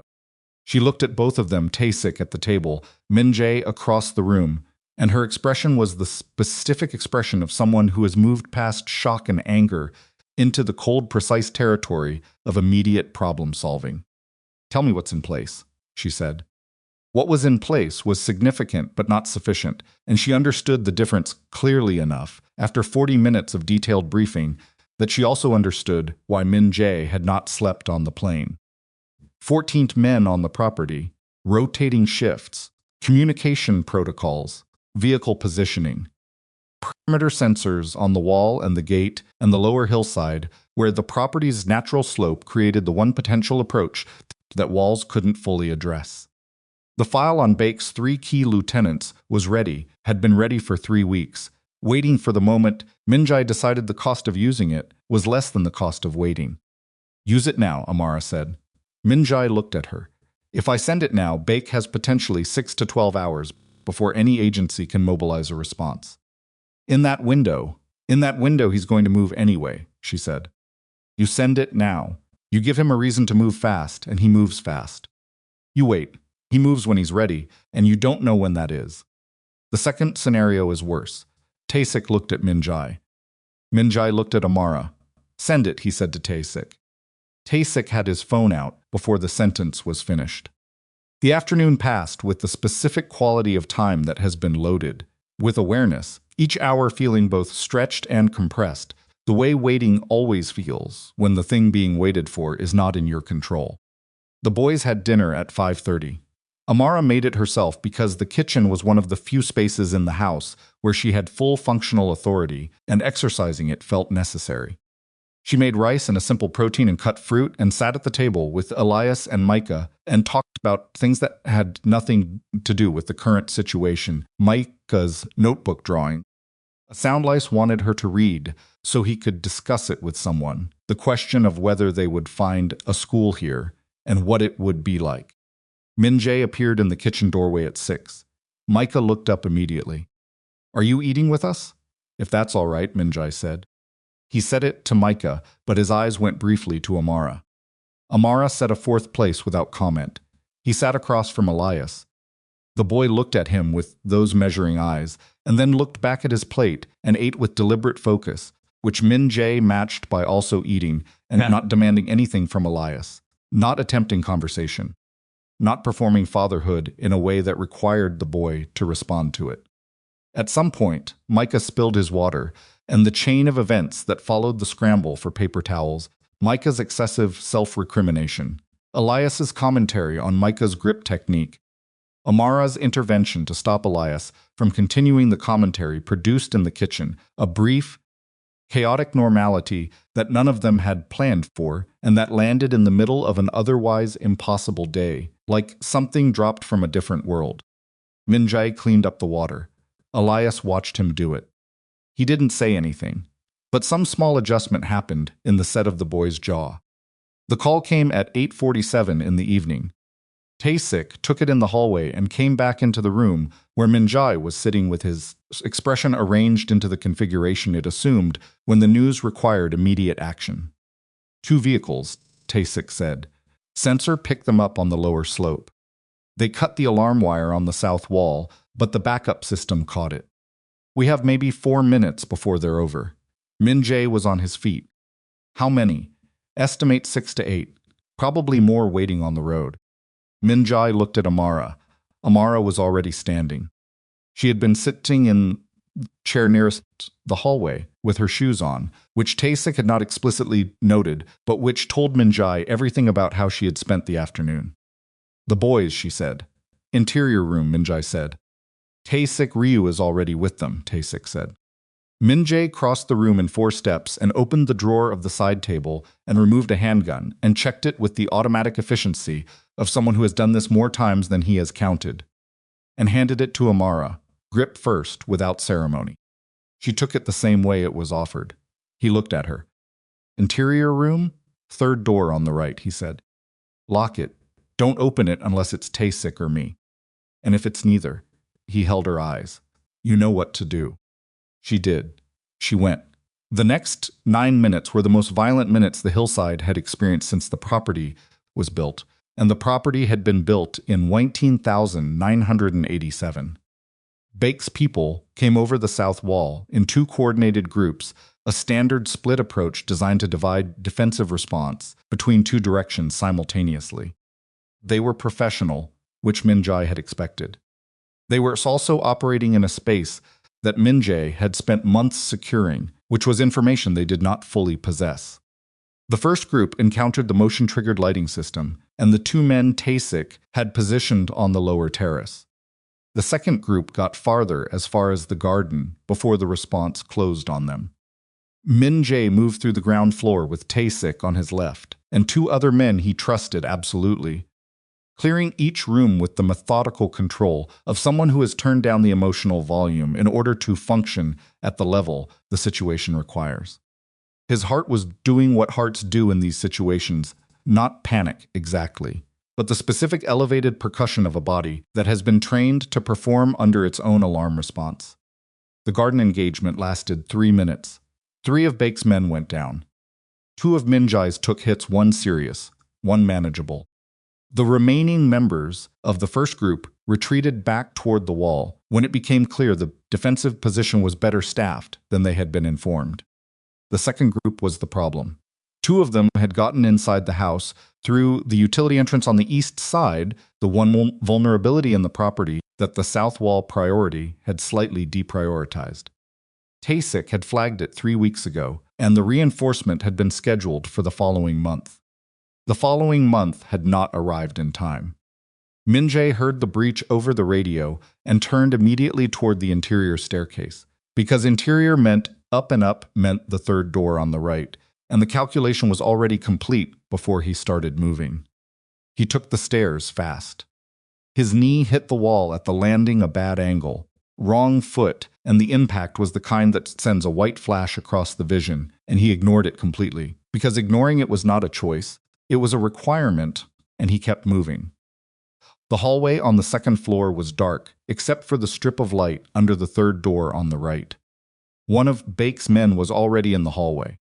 The man had a weapon raised, and Min-jae came around the top of the stairs at a height and angle the man hadn't accounted for, which gave Min-jae approximately half a second of positional advantage that he used completely.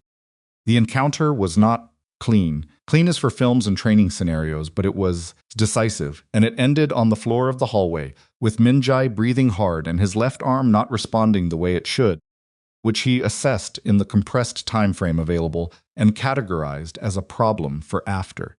He got up. He went to the 3rd door. He knocked 3 times the way he'd told Tae-sik to tell Ryu, and said his name. A silence. Then the lock. Amara opened the door. She had the gun up at chest height, and she was breathing in short, controlled intervals, the breathing of someone managing their own adrenaline with conscious effort, and her eyes went over him in one fast sweep that started at his face and moved to his left arm, which was hanging at an angle. "Where?" she said. "Upper arm. It's manageable." "That's not." "The boys," he said. She stepped back. Micah was on the floor behind Ryu with his notebook pressed to his chest and his eyes enormous.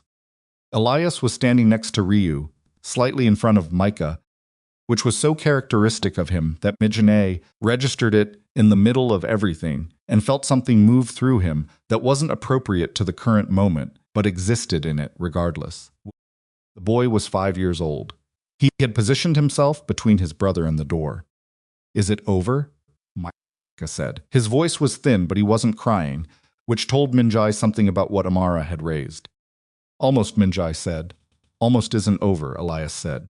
Also characteristic. I know. Almost is what we have right now. He met the boy's eyes. Stay in this room, both of you. Ryu stays with you. He looked at Amara. I need to go back down your arm. Tae-sik is downstairs, and I need to be there when he closes this. He held her gaze. Stay here with them. She looked at him. She looked at his arm. She looked at his face. Come back, she said. The words were flat and direct and unornamented, the way she said things that she meant without wanting to perform the meaning. He held her eyes for 1 second. Yes, he said. He went back down. The second of Baek's men who had gotten inside was in the kitchen when Min-jae found him. Tae-sik had him already contained, which was a generous characterization of a situation that had clearly been more complicated than the word contained suggested, given Tae-sik's split lip and the state of the kitchen table.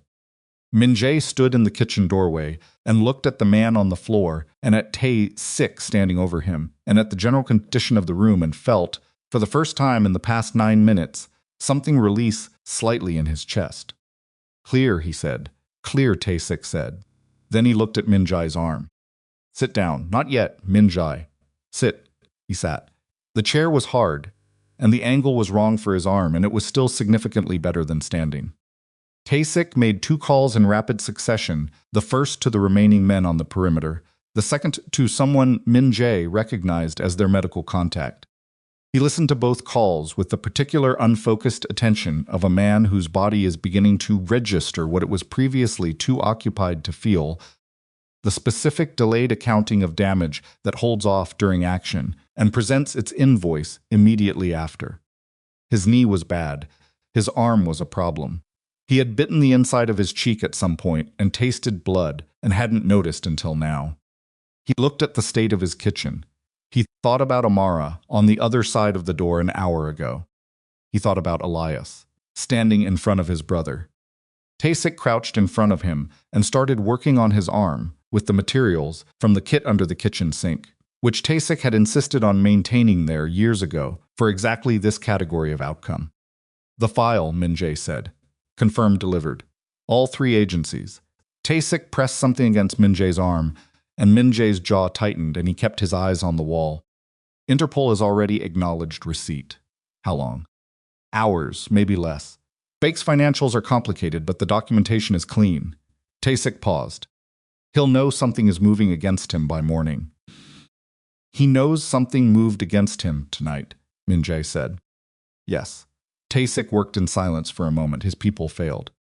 He sent 8 men into a secured property, and he's getting fewer than 8 back. That's information. It tells him the next move needs to be different. Or it tells him there's no next move that gets him what he came for. Tae-sik looked up. He's not irrational. If the file hits all 3 agencies tonight and his in the morning, his calculus changes. He might cut his losses. He might. Or he might decide that burning everything in his path is preferable to losing it all to an arrest. Yes, Tae-sik said. He might. They sat with that assessment in the quiet of the wrecked kitchen. What's the status of Sung-jin? Min-jae said. Our Amsterdam team has him. He's in a safe house. The situation was difficult for him. He'll need time. He gets whatever he needs. Min-jae paused. His brother, Tae-sik didn't answer immediately. That's a conversation for later, Tae-sik said. Min-jae accepted this. Amara came downstairs at 10:45. The boys were asleep. Ryu was outside the room. She had waited until she was certain they were fully under before she moved, which had taken longer than usual because Micah had needed 2 stories and a version of the conversation about what was happening that was honest enough to satisfy him without being complete enough to keep him awake with fear. Bad men came, Micah had said. Because of Dad. Because of a disagreement Dad has with someone, Amara had said. And Dad's people made sure they couldn't get to us. Is it over? She had paused. It's getting there.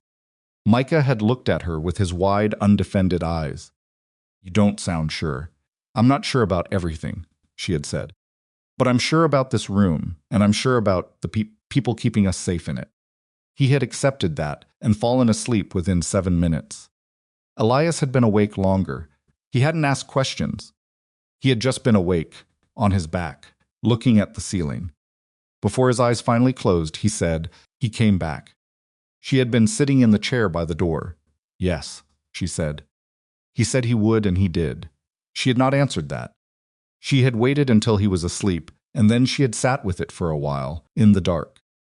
Now she came into the kitchen and looked at Min-jae in the chair and at his arm and at the state of the room. Her expression moved through something that was not quite readable and resolved into the practical register she used when emotional response was a luxury the moment didn't permit. "Let me see," she said. "Tae-sick already. Let me see." He held out his arm. She looked at the dressing. She touched the edge of it, careful, checking the temperature of the skin around it. Her hands were steady. His were not entirely, which he noticed, and which she probably also noticed but did not comment on. "The medical contact is coming," Tae-sick said from the doorway. "Good," she said, without looking up. She finished her assessment and released his arm and stood back. She looked at him, at his face, specifically, the way she had always looked at him when she was trying to determine whether what he was telling her and what he was actually feeling were the same thing. "It was baked directly," she said. "His operation. He wasn't here himself." "He won't be. No. He'll wait for information." "Which won't come," she said. "Because his people failed." "Yes." She was quiet for a moment. "The file. Delivered. When does Bake know?" "When his lawyers start calling him in the morning." He looked at her. "It's not over, but it's a different shape of problem than it was 6 hours ago." She looked at the state of the kitchen, the overturned table, the materials Tae-sick had used on his arm, the evidence of the kind of evening that leaves marks on a house, the way certain events leave marks on the people inside them, permanent even after the surface is cleaned. "Elias said you came back," she said. He looked at her. "He noticed," she said. "I thought you should know that." He said nothing. He wasn't sure there was anything to say that wouldn't be too much or too small. She turned toward the door. "Amara," he said. She stopped.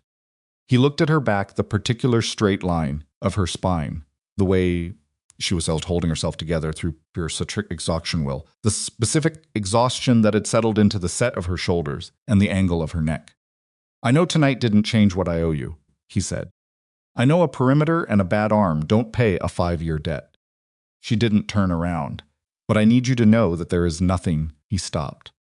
Started again, more carefully. "There is nothing in this organization, nothing in any territory or route or agreement I have ever made that I would not dismantle piece by piece rather than let tonight happen again. And that's not a negotiating position. It's not a strategy. It is the one thing I am completely certain of in a situation where I am certain of very little." Kitchen was quiet. She stood with her back to him for a long moment.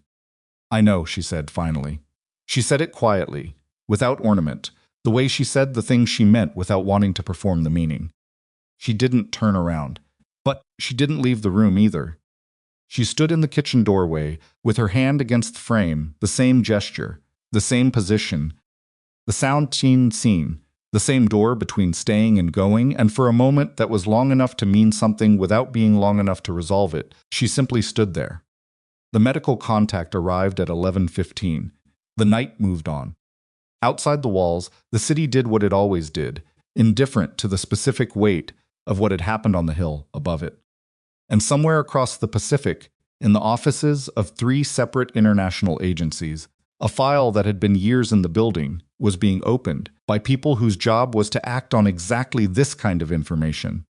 And the clock that Min-jae had started was running, and Baek Do-yeon did not yet know that by morning his empire would have a different kind of problem than the one he had sent 8 men up a hill to solve. But Amara, standing in the doorway of the kitchen, thinking about her sons asleep upstairs, and the man in the chair behind her, and the 5 years of distance that had not kept any of them safe, was not thinking about Baek Do-hyun. She was thinking about what Elias had said in the dark. He said he would, and he did, 5 years old, and already he understood that the distance between a promise and the keeping of it was the only measurement that mattered. She had taught him that. She stood in the doorway and breathed and acknowledged, in the specific interior honesty that comes only in the places where no one else can reach, that the man behind her had kept his word tonight in the most concrete way available to him. It was not forgiveness. It was not enough. Not nearly. Not yet. But it was the first thing that was real that had happened between them since she had stood in a different doorway 5 years ago and seen something she could not unsee. She turned around.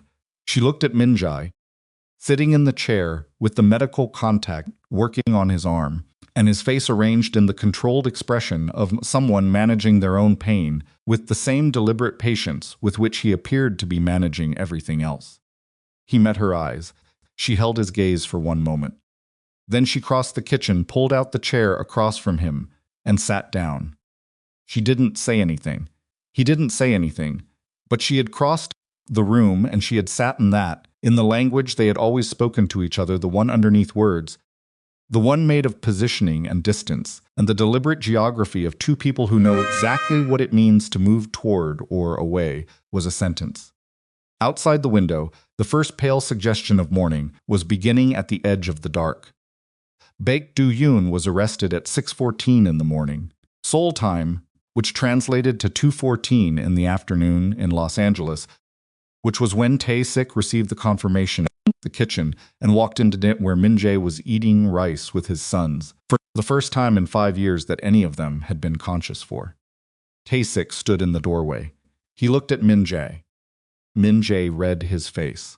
Later Min-jae said, meaning, "Tell me later," meaning, not in front of them. Tae-sik nodded once and withdrew. Micah, who missed nothing that didn't require him to be still, said, "What did he say?" without looking up from his bowl. "Business," Min-jae said. "Is it good business or bad business?" "Good." Micah nodded, as if this confirmed something he had already suspected, and went back to his rice. Elias, across the table, was looking at his father. He had been doing this at intervals throughout the meal, not constantly, not obviously, but in the specific way he had of taking periodic measurements, checking whether something he had observed earlier had changed or remained consistent. Min-jae had noticed and had not drawn attention to it because Elias was not a child who responded well to having his attention named before he was ready to name it himself. Amara was at the counter making coffee. She had heard Tae-sik's footsteps, heard the quality of the silence that followed his appearance, and had not turned around. She was doing what she had always done when a situation required her to hold two things at once. She put one of them down very carefully and attended to the one in her hands. She poured 2 cups. She set one in front of Min-jae without comment. He looked at it, then at her. She sat down with her own cup and drank it, and did not explain the gesture, because it didn't need explanation, and she was not interested in performing what she meant when she could simply mean it. Tae-sik told him the full shape of it that evening in the study. Interpol, in coordination with financial crimes units in the Netherlands and South Korea, had moved on Baek Do-hyun's 3 key lieutenants simultaneously at 4 in the morning Seoul time. All 3 were in custody. The financial director had begun cooperating within 2 hours, which was faster than anyone had anticipated, and which Tae-sik attributed to the particular kind of loyalty that exists in criminal organizations. It is comprehensive and absolute, until the moment it becomes personally expensive. Baek himself had been taken at his residence. He had not gone quietly, but he had gone. His operation in Europe was frozen. The shipping network was already being mapped by Dutch authorities. The Spanish interests were subject to asset seizure. The Amsterdam safe house where Sung-jin had been held was being processed as a crime scene. "Park Sung-jin," Min-jae said. "Back in Seoul. He'll need time," Tae-sik paused. "He wants to speak with you when you're ready. Set it up." And Dong-hyun. The name sat between them. Min-jae had been waiting for it. He had been thinking about Park Dong-hyun for 3 days, in the particular way he thought about problems that had no clean solution. Only the least costly of several bad options. "He's still with your people in Glendale?" Min-jae said. "Is he talking?" "He hasn't stopped talking since the first hour." "He's been thorough, cooperative, terrified," Tae-sik said, with the flat honesty that was his particular form of precision. "He's 28 years old, and he made a calculation 2 years ago that he has spent every hour since either defending to himself or trying not to think about. Now he has to think about it." Min-jae was quiet for a moment. "He sold the search to protect his brother," Min-jae said. "Initially, yes, That was the original leverage Baek's people had enough on Sungjin to threaten prosecution. Dong-hyun believed they would follow through. And after it became habit, then it became dependency. Then it became, he used the word investment, which I think he regretted immediately after he said it. Min-jae looked at his desk, at nothing specifically. He's 28. Yes, he came to me at 24. Sungjin vouched for him. Yes, he breathed in slowly. What happens to him is separate from what happens to his brother. Sungjin has been with me for 7 years, and he didn't know. Those are different books. I agree, Tae-sik said. Dong-hyun, he stopped. He pressed his fingers to the edge of the desk. He doesn't leave the organization under the terms he would prefer. But I'm not interested in destroying a 28-year-old who made a bad decision because someone used Tar's brother against him. There's a version of this that doesn't require me to perform severity for the sake of it. Tae-sik looked at him steadily. That's different than how you would have handled this 2 years ago. Min-jae met his eyes, he said. It is. Tae-sik said nothing more about it. The boys had their first full week in the house. Amara enrolled them in a school 40 minutes away, which she drove herself, declined Min-jae's offer of a driver with the specific politeness she used when the offer was genuinely meant, but the acceptance of it would cost her something she wasn't ready to give up. Independence was not a preference. It was the architecture she had built herself inside over 5 years, and it bore weight, and she was not willing to let it come down just because the immediate emergency had passed. Min-jae understood this. He demonstrated the understanding not by discussing it, but by not pushing against it, which was more difficult than discussing it, and which she registered. Micah loved the school immediately, with the same absolute and indiscriminate enthusiasm he brought to most new environments. He came home on the 3rd day with 4 claimed friends, a working knowledge of the lunch hierarchy, and a strong opinion about the water fountain nearest the science room. Elias was more careful. He spent the first week observing, which his teacher reported with slight concern and which Amara received without concern because she knew what Elias was doing and she knew it was not dysfunction. She told his teacher, he's making sure it's safe before he invests in it. Give him time. The teacher gave him time. By the 2nd week, Elias had selected 2 friends with the same deliberateness he applied to everything. They were both quiet. They both, Amara noted when she met them, had the look of children who had learned to pay attention to the room before deciding how much of themselves to offer it. She thought, he finds his own kind. She thought, I wonder where he learned that. 3 weeks after the arrest, Min-jae asked her to sit with him on the terrace. She knew what the conversation was going to be, because she had been waiting for it. A sound like green wood splitting, in the same way she had been waiting for the immediate crisis to fully set before she allowed herself to think about the longer shape of what they were doing and what they were not doing, and what any of it meant going forward. It was evening. The city was doing its particular sunset performance, the light going orange and pink over the basin below them, extravagant in the way LA sunsets always were, as if the sky had decided subtlety was not worth the effort. She sat in the chair she had always sat in, on the terrace. He sat across from her. He had a glass of water. She had coffee.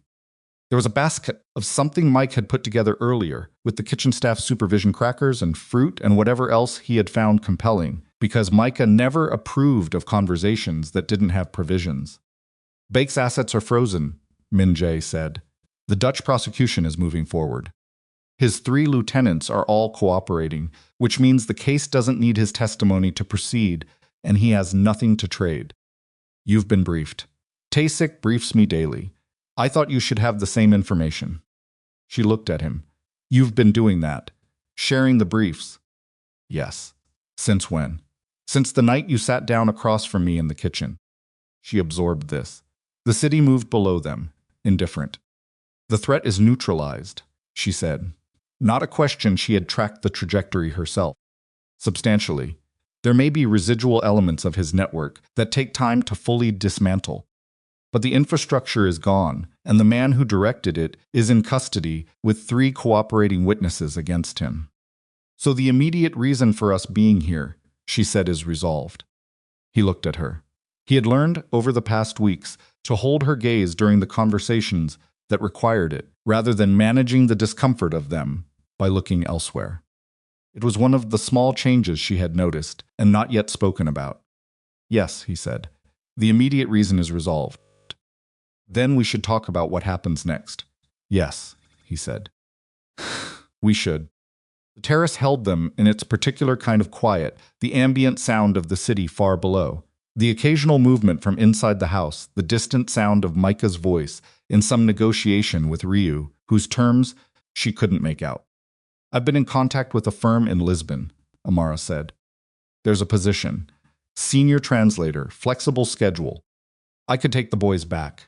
She said it the way she said things that were true but not yet decided directly, without softening it, giving it its full weight so it could be examined honestly. Min-jae looked at his hands on the arm of the chair. He didn't move. You could, he said. They have a school there they liked. Dona Clara is still in Cascais. The apartment is available. I know. She looked at him. You checked.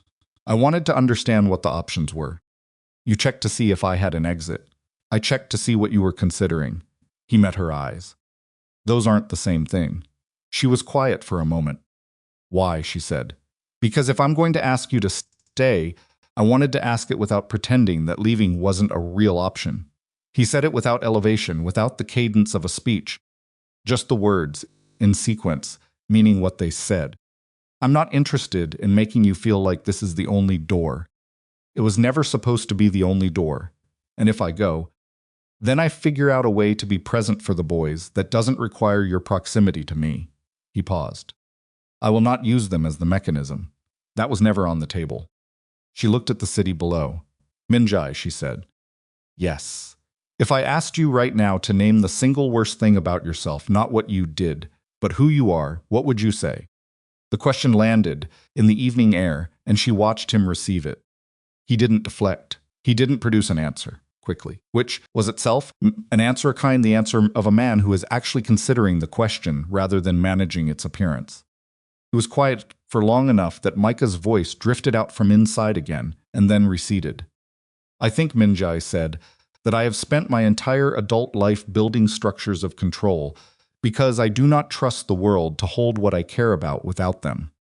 And the cost of that, the actual cost, not the version I told myself, is that the people inside those structures get treated like they're part of the architecture instead of the reason for it. She looked at him. That's honest, she said. You asked for honest. I know. She looked back at the city. I spent 5 years believing that running was survival. That putting enough distance between myself and the things that could hurt me was the same as being safe. She paused. Elias was 4 years old before I understood that I'd been teaching him the same system. That he was learning to measure every room for exits because I measured every room for exits. He still does, Min-jae said. I know. But he's also learning something else now. She looked at her coffee cup. He's learning that staying can be a choice rather than a trap. The terrace was quiet. From you, Min-jae said. From watching what I'm deciding to do, she said. That's different. He held the distinction without arguing with it. The sun was nearly down. The city below was beginning its evening process, lights coming on in the basin in that particular sequenced way, block by block. I'm not going back to Lisbon, she said. He was still. He breathed in carefully, the way a man does when he is managing his response to something that matters enough to require management. Not yet, she said, which was also not the same thing. The boys are in school. Their Elias has friends. Micah has opinions about the water fountain. Min-jae made a sound that was not quite a laugh, but lived in the neighborhood of one. I'm not forgiving you, she said. I want to be exact about that. I'm not there, and I might not get there. That's a real possibility, and you should understand it as one. I do, he said, but I'm willing to find out what this is. What it becomes, without a decision about what it's supposed to be. She looked at him. That's what I have. That's what I can give you right now. He looked at her. His expression had the quality of something that has been held under enormous pressure for a very long time and has not broken, but has changed its shape from the experience. It's more than I was going to ask for, he said. I know, she said, which is why I'm offering it. The weeks that followed were not a montage. They were not smooth or easy or cleaned up for easier consumption. A sound like green wood splitting, they were the actual texture of two people and two children attempting to become a household without the benefit of any template for what they were building. There were dinners that went well and mornings that didn't. There were days when Amara came home from the translation firm she had joined in the city and felt, for a few hours, the residue of a life she had built herself. And there were other days when the distance between who she had been in Portugal and who she was becoming here felt like a measurement she couldn't yet read. Elias had a week in March where he didn't speak to Min-jae directly, offering responses only to Amara, channeling any communication through her like a diplomat insisting on proper procedure. Amara let it run without intervention because she recognized the test for what it was: not hostility, but information gathering, watching to see whether the withdrawal would produce pressure or patience. Min-jae produced patience. He made breakfast and helped with homework and did not require Elias's engagement to continue being present. He did not perform hurt feelings. He did not strategize. On a Thursday, Elias came into the study where Min-jae was working and sat in the chair across from the desk and said, without preamble, "I heard you cry." Min-jae set down the papers. When, he said, "The night the bad men came. After, when you were in your room." Elias looked at him with his direct, inventory-taking eyes. Mama cried sometimes at night in cascades, and she always said she was fine. Adults say that when they're not. Min-jae looked at his son. "I wasn't fine," he said. "Why were you crying?" "Because I thought about how close things came to going wrong, and what that would have meant for us." "Yes." Elias was quiet for a moment. "Is it scary to be a dad?" "Yes," Min-jae said. Why? "Because I love you and Micah more than I've ever loved anything, and that means there are things that can hurt me now that couldn't before." He paused. "That's a strange thing for someone in my position to admit." Elias considered this with the gravity of a judge, reviewing an argument. "Mama says being scared of losing something is how you know it's real," he said. "Your mama is right about most things. She's right about all things," Elias said, with the particular firmness of someone establishing a factual record. Then he slid off the chair and left the room, the conversation concluded by his own measure. Min-jae sat at his desk for a long time afterward and did not do any of the work on it. Simone called in April. Amara's phone rang on a Tuesday morning, and she looked at the screen and saw her sister's name and stood in the kitchen with the phone in her hand and breathed through the specific sensation of it, which was not what she had expected. She had expected anger. There was some anger underneath, the kind that had become structural through long load-bearing. But what sat on top of it, when she looked at her sister's name on the screen, was something more complicated, a tiredness that had nothing to do with sleep. The particular exhaustion of a wound that you have tended carefully enough that it no longer bleeds but also never closes. She let it ring. She put the phone face down on the counter. She stood there for a moment. Then she picked it up and called back. Simone answered on the second ring, which told Amara she had been holding the phone. "I didn't think you'd call back," Simone said. Her voice was careful. Older. 5 years of whatever Simone had been doing with herself sat in the particular quality of her voice. "I almost didn't," Amara said. "How are Simone?" Stopped. Started again. "Are you back in the States?" "Yes." "With him?" "With my sons," Amara said, clear and deliberate. "Yes, we're in Los Angeles." A silence. "I don't expect you to forgive me," Simone said. "Good." Another stop. "I think about it. What I did. I've thought about it every day for 5 years." And Amara's voice was not warm, but it was not cruel. It was the voice of a woman who has done most of her grieving and is left with the residue, not fire, just ash. "And I knew what I was doing," Simone said. "I knew you'd find out. I wanted you to find out. I told myself it was because you deserved to know what kind of man he was, but that wasn't." She paused. "I was jealous. That's the whole of it. I've spent 5 years dressing it up in better language, and it's still just that."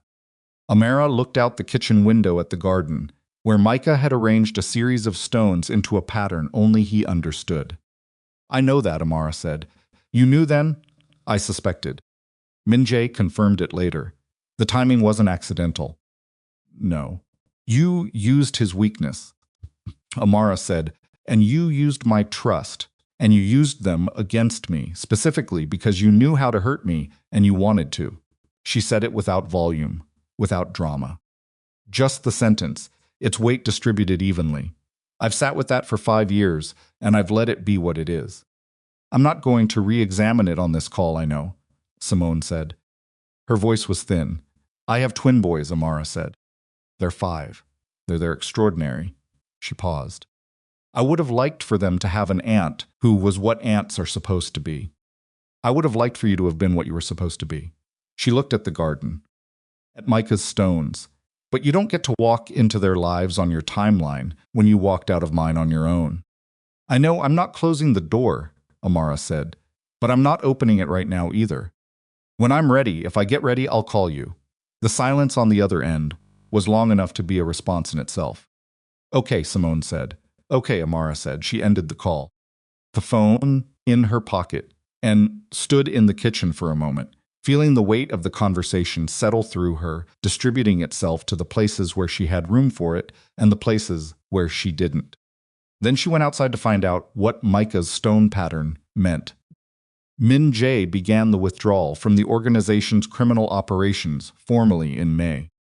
It was not a clean process. It was not the kind of thing that could be done in a single declaration or a single transfer of authority. It was structural, slow, requiring the careful detachment of interests that had been interwoven over 15 years with legitimate businesses that needed to be preserved and illegitimate ones that needed to be dissolved without leaving debt or vulnerability or enemies with unfinished accounts. Taesik took over daily operational control with a clear understanding that the trajectory was toward reduction rather than expansion. 2 of the 3 European territories were wound down through legal channels that took months and cost money, but left nothing behind that could return as a problem. The shipping operation was converted, over 18 months, into something that did not require the particular infrastructure Min-jae had built to protect it. Some of the people involved found other positions. Some didn't. He paid those who left fairly, which was more than obligation required, and which he did without requiring it to be known. He told Taesik once, in the study during a late working session, I want to be able to explain what I do to my sons in 10 years without editing it. Taesik had looked at him over the papers on the desk and said, that's going to take more than 10 years. I know, Min-jae said, but they'll be 15 by then, and they'll understand the difference between what something was and what it became. Taesik had gone back to the papers. Min-jae had gone back to the papers. Neither of them mentioned it Spligin, but both of them understood that something had been named that now required maintaining. Amara bought her own car in June. She paid for it herself. From the income she had accumulated through her work, she had joined a translation firm in Westwood that had been pleased to have someone with her credentials and flexibility, and she registered it in her name, and she drove it without asking anyone's opinion on the make or model or color. Min-jae saw it in the driveway for the first time and said nothing. She told him anyway, because not telling him felt like a withholding that served no purpose. I bought a car. I see that, he said. Mine, she said. I know.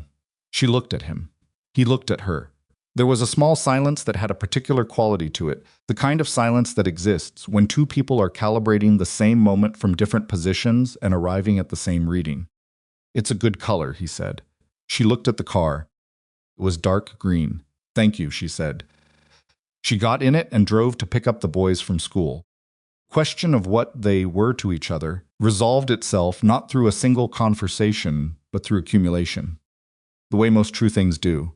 There was a night in August when Micah had a fever, and neither of them slept, taking turns with the cool cloth and the water and the particular patience that sick children require. And somewhere around 3 in the morning they were both in the doorway of the boys' room, and Min-jae's hand was resting against her shoulder blade. Not a hold, not a claim, just a hand against her back in the dark, and she had leaned back into it slightly, barely, the distance of a breath, and he had not moved, and she had not moved. And they had stayed there in the doorway until Micah's breathing steadied into sleep. There was a Saturday in October when Elias won a local chess tournament at his school, and the 4 of them stood in the school hallway with the small plastic trophy and Elias's face doing the thing it did when he was genuinely pleased, but was also evaluating whether the pleasure was proportionate to the achievement. And Min-jae had looked at his son and said, "You played well?" And Elias had said, "I know." And Min-jae had laughed a real laugh, unmanaged, the kind that arrives before the self-editing mechanism catches it. And Elias had looked at him, and then briefly had smiled. There was a December morning when Amara was reading on the terrace, and Min-jae came outside with 2 cups of coffee and sat down across from her, and they read in silence for 40 minutes, and it was not uncomfortable, not performed, not the silence of people managing proximity, but the silence of people who have found a way to be in the same space without requiring anything of each other. Those were the things that built what they were building. Not grand gestures, not declarations, the ordinary accumulation of people choosing again and again to remain. He asked her on a Tuesday evening in the first week of March, a year and 2 months after the night she had sat across from him in the kitchen and held his gaze in the dark. He did it on the terrace, because the terrace was where they had always understood each other most clearly, where the distance between them had first begun its slow reduction, where the city lay out below them indifferent and vast, and not requiring anything from them in particular. He did not have a ring ready. He had thought about whether a ring was the right instrument, and had decided that the first time a ring had been on her finger, it had represented his certainty, that she was his assurance of a future that he had not actually earned, and that he did not want to repeat that gesture unchanged. That a different kind of proposal deserved a different kind of offering. He had nothing in his hands. He went down on one knee, which cost him some dignity, and cost his knee something more physical. And she looked at him from her chair with an expression that moved through surprise, and then through something she was trying to manage, and then into the thing underneath the management, which was the real thing. "I'm not asking you to forget," he said. "I know you can't, and I know I don't deserve it." She looked at him. "I'm asking whether you'll let this be a different story than the one it started as." He paused. "Whether the worst thing I ever did gets to be the last sentence, or whether there's more of it still to be written." She was quiet. "Elias told me last week," she said, "that you helped him with the opening sequence of a chess problem he'd been stuck on for 2 days. Min-jae held her gaze. "Yes," he said. "You didn't tell him the answer. You asked him questions until he found it himself." "Yes, that's who you are now," she said. "I've been watching who you are now for over a year." She looked at his face, at the lines of it, the evidence of time and effort and sustained difficult effort, the specific appearance of a man who has been doing hard work not for an audience, but because it was necessary. "I'm not the person I was 5 years ago either." She survived on distance. "I don't want to survive on distance anymore." He waited. "Yes," she said. The word was simple, undecorated. The way she said the things that mattered. He stayed on his knee for a moment longer, which was less strategic and more, because getting up required coordination, and his knee was genuinely protesting the whole arrangement. She saw it and did not make a sympathetic noise about it, which was the most genuinely Amara thing that had happened in the conversation. She stood up and offered her hand. He took it and stood. They were standing on the terrace with the city below them, and no ceremony around them, and no one watching. He did not kiss her immediately. He held her hand and looked at her, and she looked back, and they were both aware of the weight of everything that had preceded this moment, the weight of the night she had walked out, of 5 years, of 2 premature boys in a hospital, of 2 men on a tarmac in Portugal, of a kitchen at 4 in the morning, of every choice that had been made in the gap between who they had been and who they were standing here being now.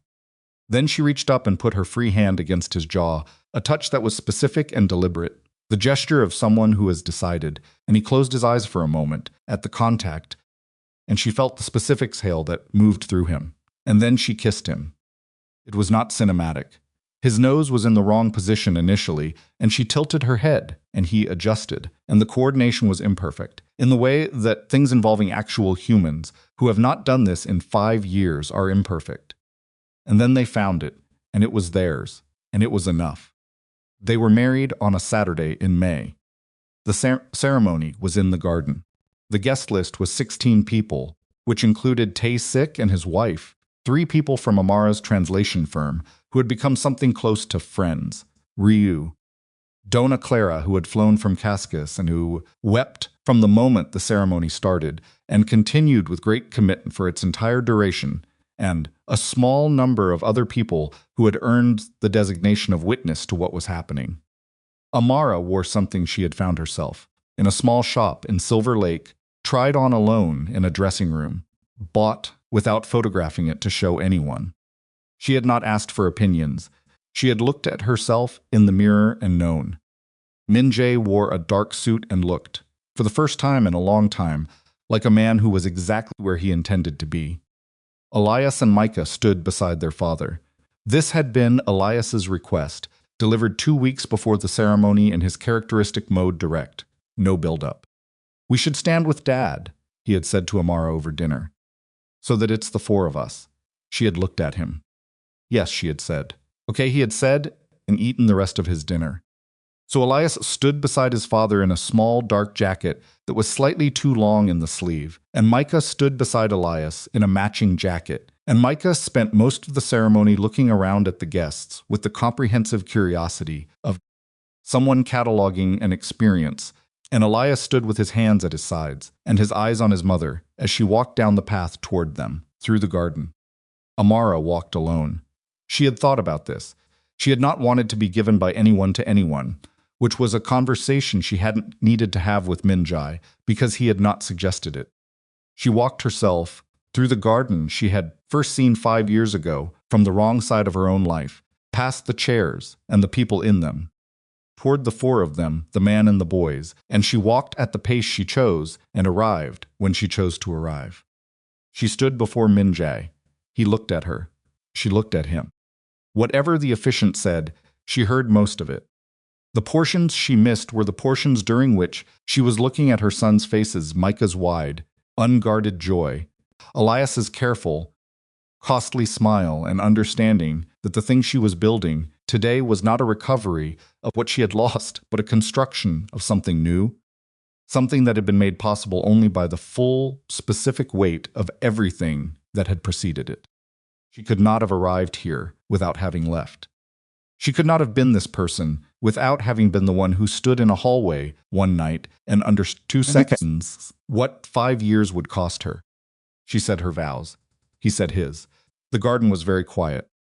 Afterward, Micah ran directly into both of them, arriving between them at speed and wrapping an arm around each leg and declaring, at a volume that reached the guests in the back row, that he was very hungry and that he had been waiting for a long time. This produced general laughter. Elias walked to them more carefully, stopped in front of his father. He looked up at him. Min-jae crouched down. Elias looked at him for a moment with those dark eyes, his father's eyes, the measuring inventory-taking eyes that had been watching Kang Min-jae since a hallway in Portugal and had been deciding ever since. "You did good," Elias said. Min-jae held his son's gaze. "I'm working on it," he said. Elias considered this for a second. Then he nodded, as if the distinction had been noted and accepted into the record, and he stepped forward and put both arms around his father's neck. Min-jae closed his eyes. He held his son, and the garden was warm, and the city below the terrace was doing its indifferent, continuous business, and Amara stood beside him with Micah still attached to her leg and watched her husband hold their firstborn and felt the thing she had spent 5 years trying to determine whether she still had access to. She had it. She had not lost it. She had protected it the way she protected everything important, by putting enough distance between it and the things that could destroy it that it had survived, intact, until the conditions for it were different. The conditions were different now. Micah finally released her leg and looked up. "Can we eat?" he said. "Yes," she said. "Finally," he said, with theatrical relief, and went toward the tables. Elias detached from Min-jae and followed his brother, because wherever Micah was going there was usually something happening, and Elias had accepted, over time, that this was one of the reliable features of having this particular sibling. Min-jae straightened up. He looked at Amara. She looked at him. Between them was the garden and the afternoon and the particular quality of a moment that has finally, after everything it has passed through, arrived at itself. She took his hand, not tightly, not as a grip. Just her hand in his, the way you hold something that is yours and has always been yours, even in the years when you were holding nothing easy and specific and without the need for anything further said. They walked together toward the tables, toward the noise and the food and Micah's running commentary, and Elias's careful management of proceedings and the 16 people who had been present for the moment. This story stopped being about what had been lost and became about what remained. Behind them, the garden settled into itself in the late afternoon light. The terrace was empty. The city below continued. And Amara Langston, who had once removed rings in silence and left 2 words on a piece of paper and disappeared into the night with nothing but a single bag, and the knowledge that staying would have destroyed her walked into the rest of her.